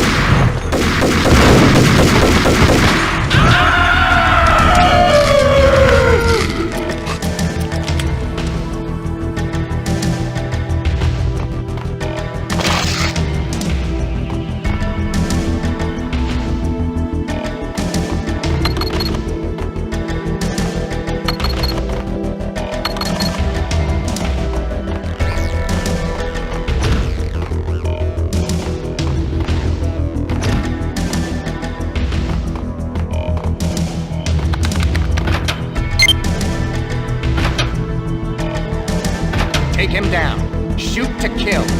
Let's finish this.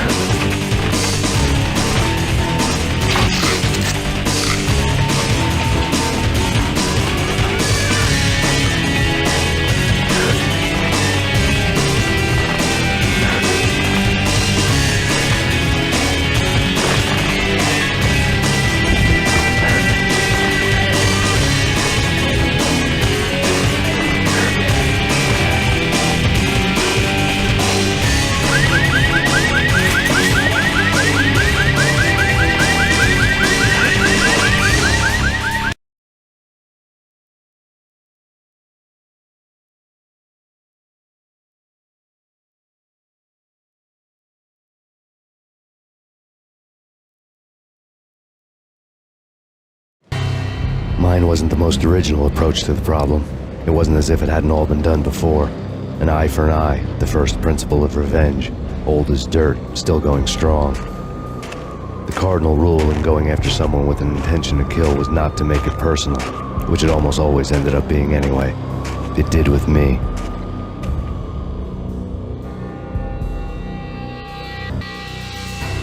I took my time, cruising around the city in the snow. There was no hurry. I knew what I had to do now. I took my time, thinking about it, building up the rage. When I was ready, I parked the stolen wheels at the front entrance of the Acer Corporation headquarters. Got out, got in, got cracking. I had a bullet with Nicole Horn's name on it. I had 10,000 bullets with the Hag's name on them. She had ultra-high-tech security systems, enough mercenaries and weaponry to start World War III. There was no fear. New York disappeared behind a veil of snow. I had crossed the threshold. This was her domain, sleek and sexy and soulless, all glass and steel. A place of color-coded security key cards, metal detectors, and surveillance systems.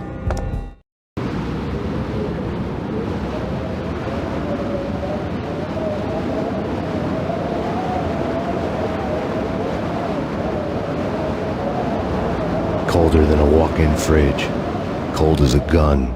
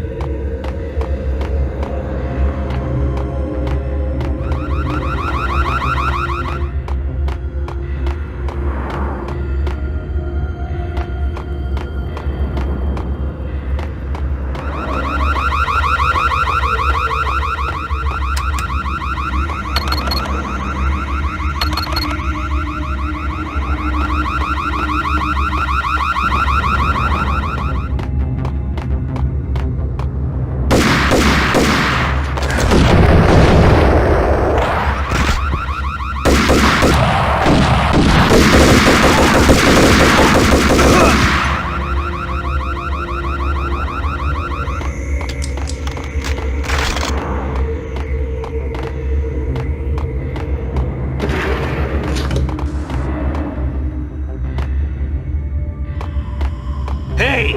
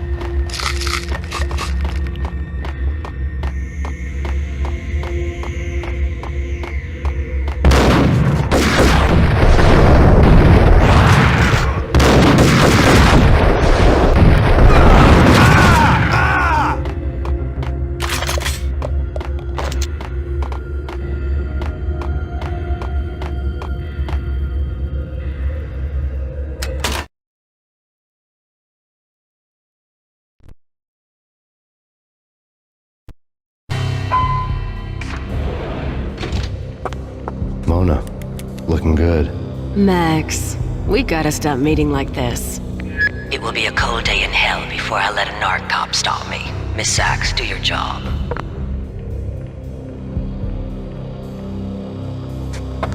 Relax, Max. You're a nice guy. I don't kill nice guys. You're not bad yourself. It was different when Horn wanted Punchinello dead. To cut her ties to the Mafia, he deserved to die. The same goes with her. She's the bad guy here. Her sister was whispering to her in my favor. I knew the appetites of ghosts intimately. They hungered for revenge.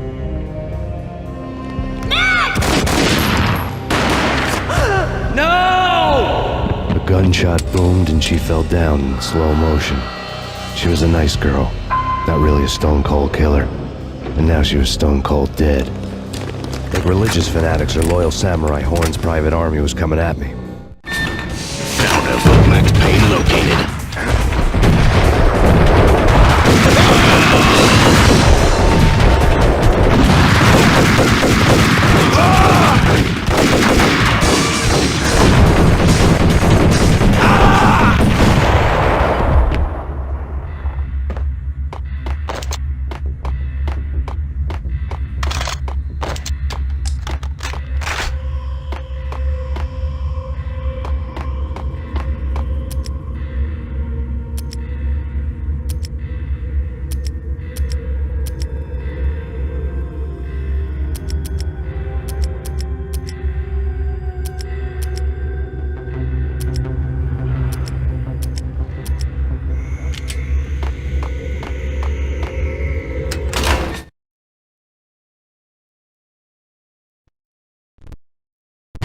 When the elevator came back down, Mona was gone. There was a lot of blood, but no body.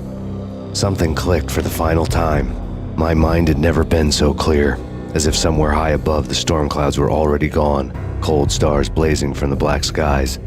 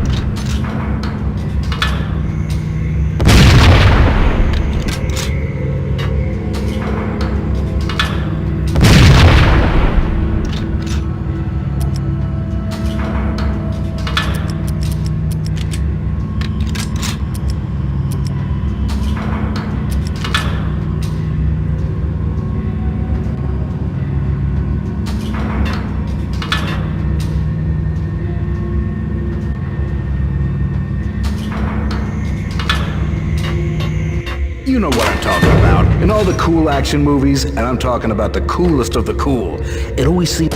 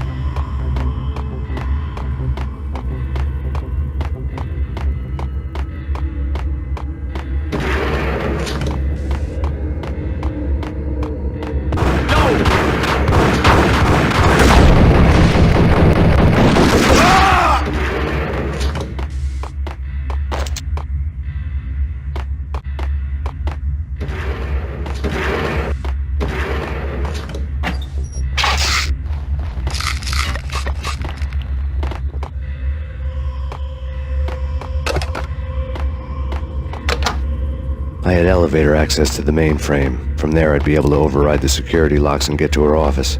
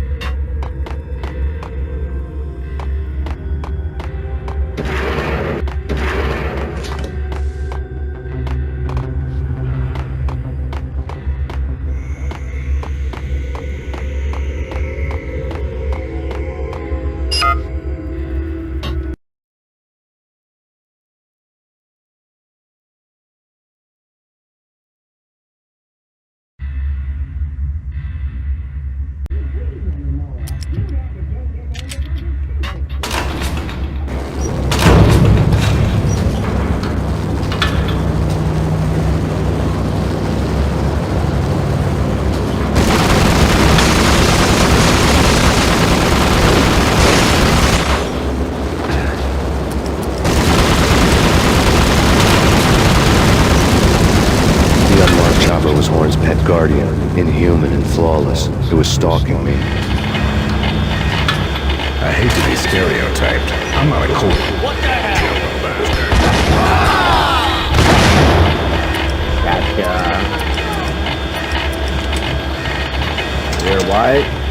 You want white? Oh, that's just gone, nigga.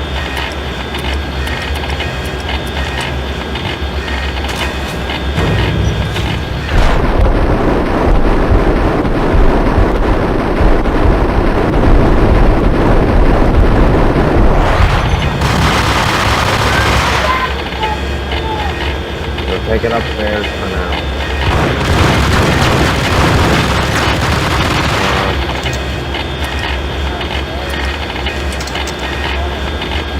Oh yeah, God forbid.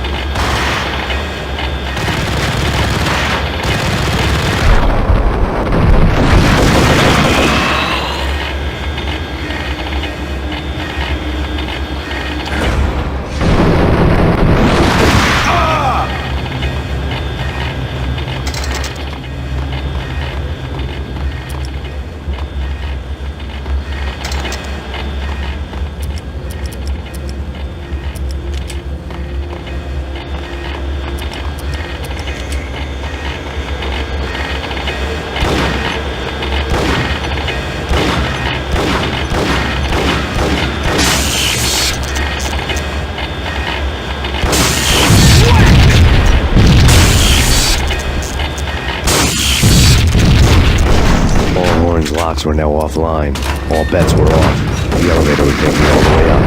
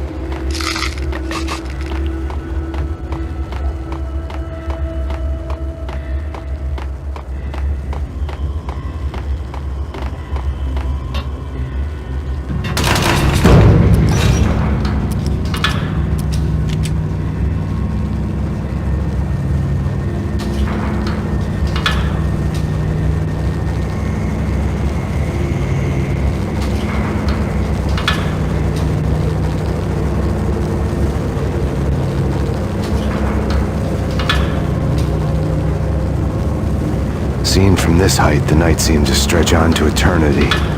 A hint of desperation had crept into the snowstorm, as if it was trying to get it all out before the end.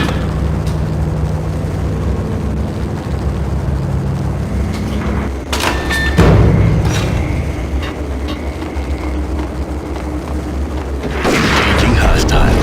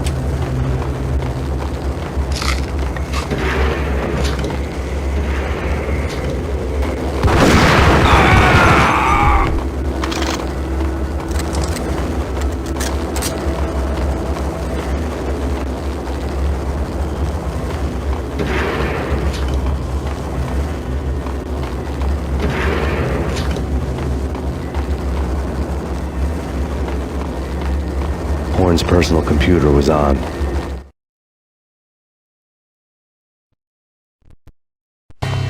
Next to the printer was a neat stack of expensive paper. Hacking through Horn's computer would have unearthed files of criminal plans, strategies for world domination, spy helicopter reports, illegal wiretap recordings, internet porno, all of the above. Take your pick. I really didn't care anymore. I had seen too much of it already.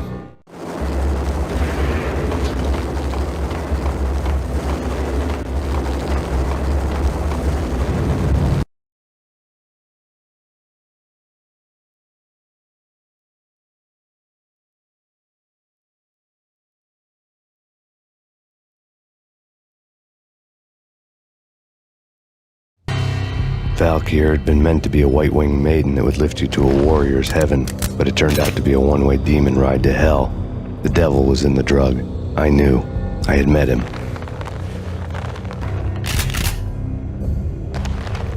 And now I was gonna kill her. The queen of the underworld who had tried to lift herself a bit closer to heaven with her drug money. No begging, no bribes. She knew better. Honor among killers. We who were about to die. Both of us knew how this would end, in pain and suffering. All this because your wife stuck her nose into things that were none of her business. The cops were coming to take me away. The sirens were like a bad conscience I couldn't shake. It's ridiculous you've made it this far. You won't be alive when they get here. Stop him!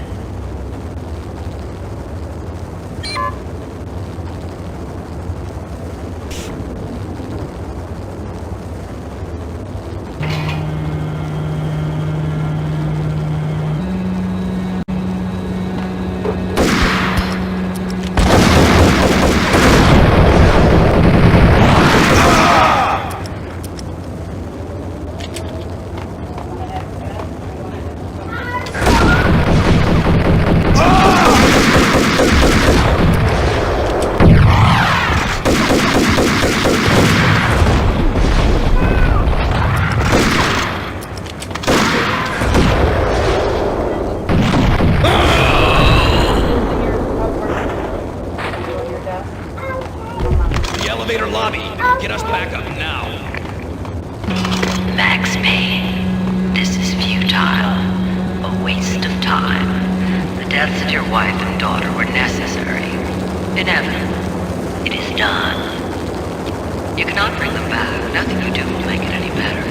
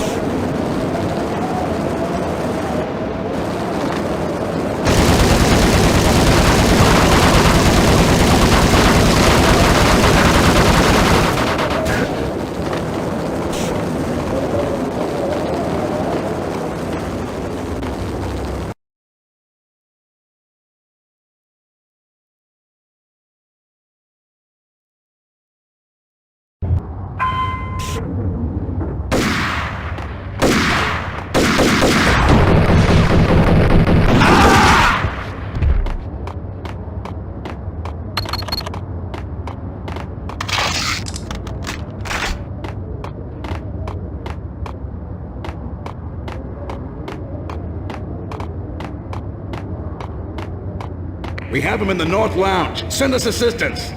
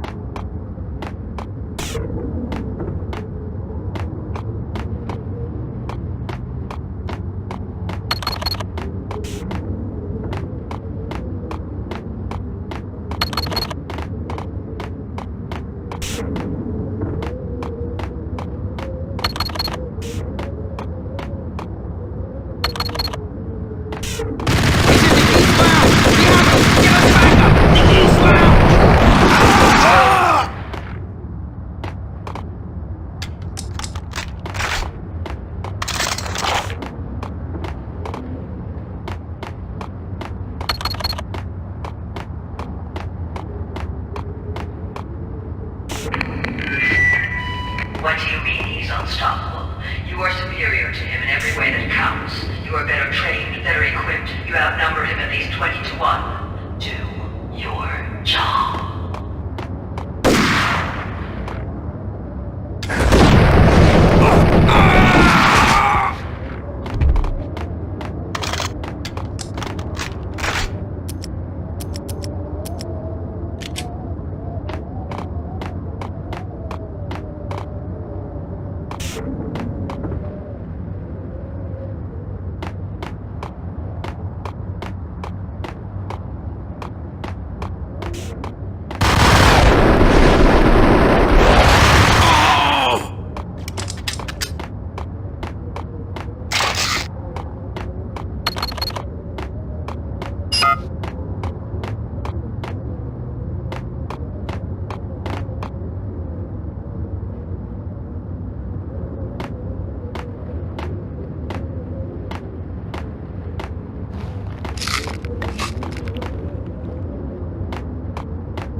Not a step further. End it here. Means necessary.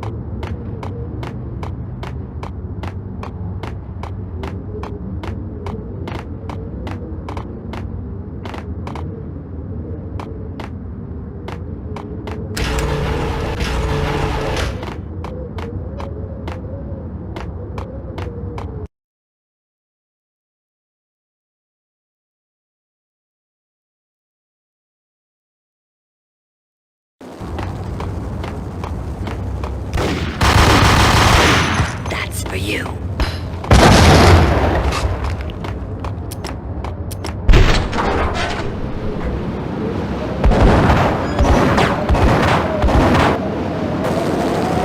Roger that. Attempting to land now. It's gonna be tricky.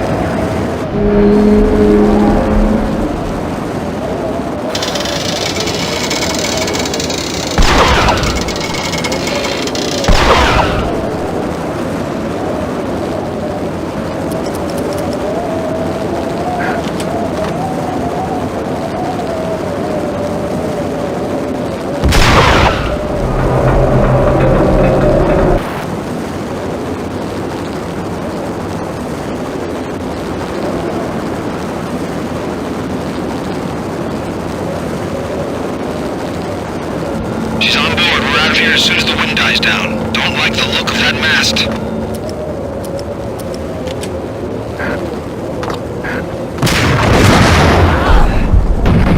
Lift off in 1 minute.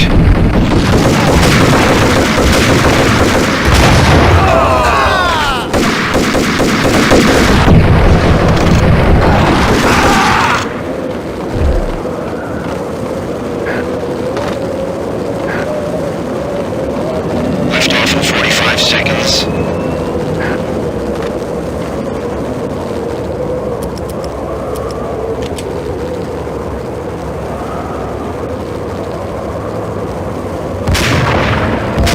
Seconds to lift off.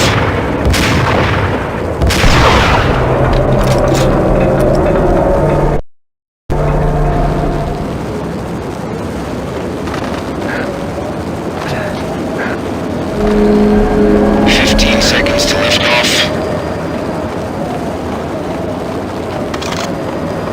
Okay, ready to lift off in 5, 4, 3, 2,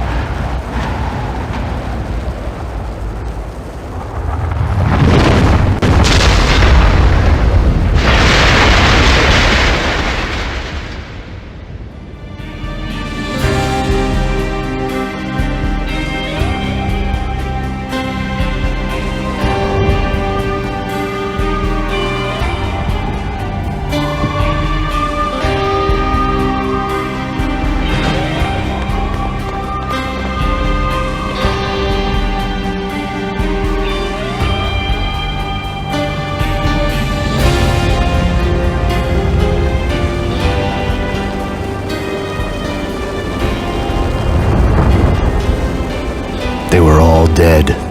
The final gunshot was an exclamation mark to everything that had led to this point. I released my finger from the trigger.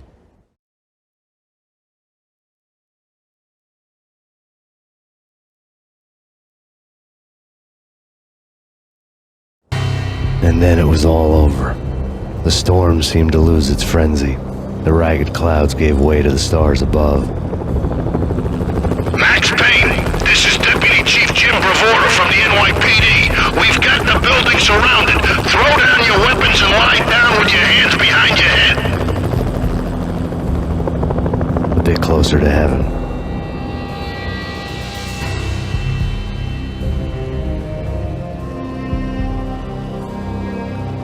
The cops' voices were distant and muted.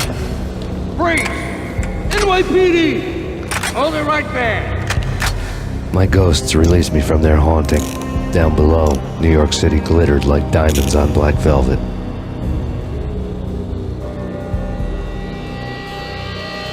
You gave us one hell of a ride.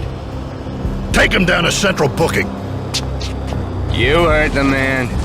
Woden was there in the crowd, standing by the sidelines. It wouldn't be over till the man with the patch would say so. He'd say the right words. I knew he would. He'd better. Woden grinned smugly. It was the grin of a winner.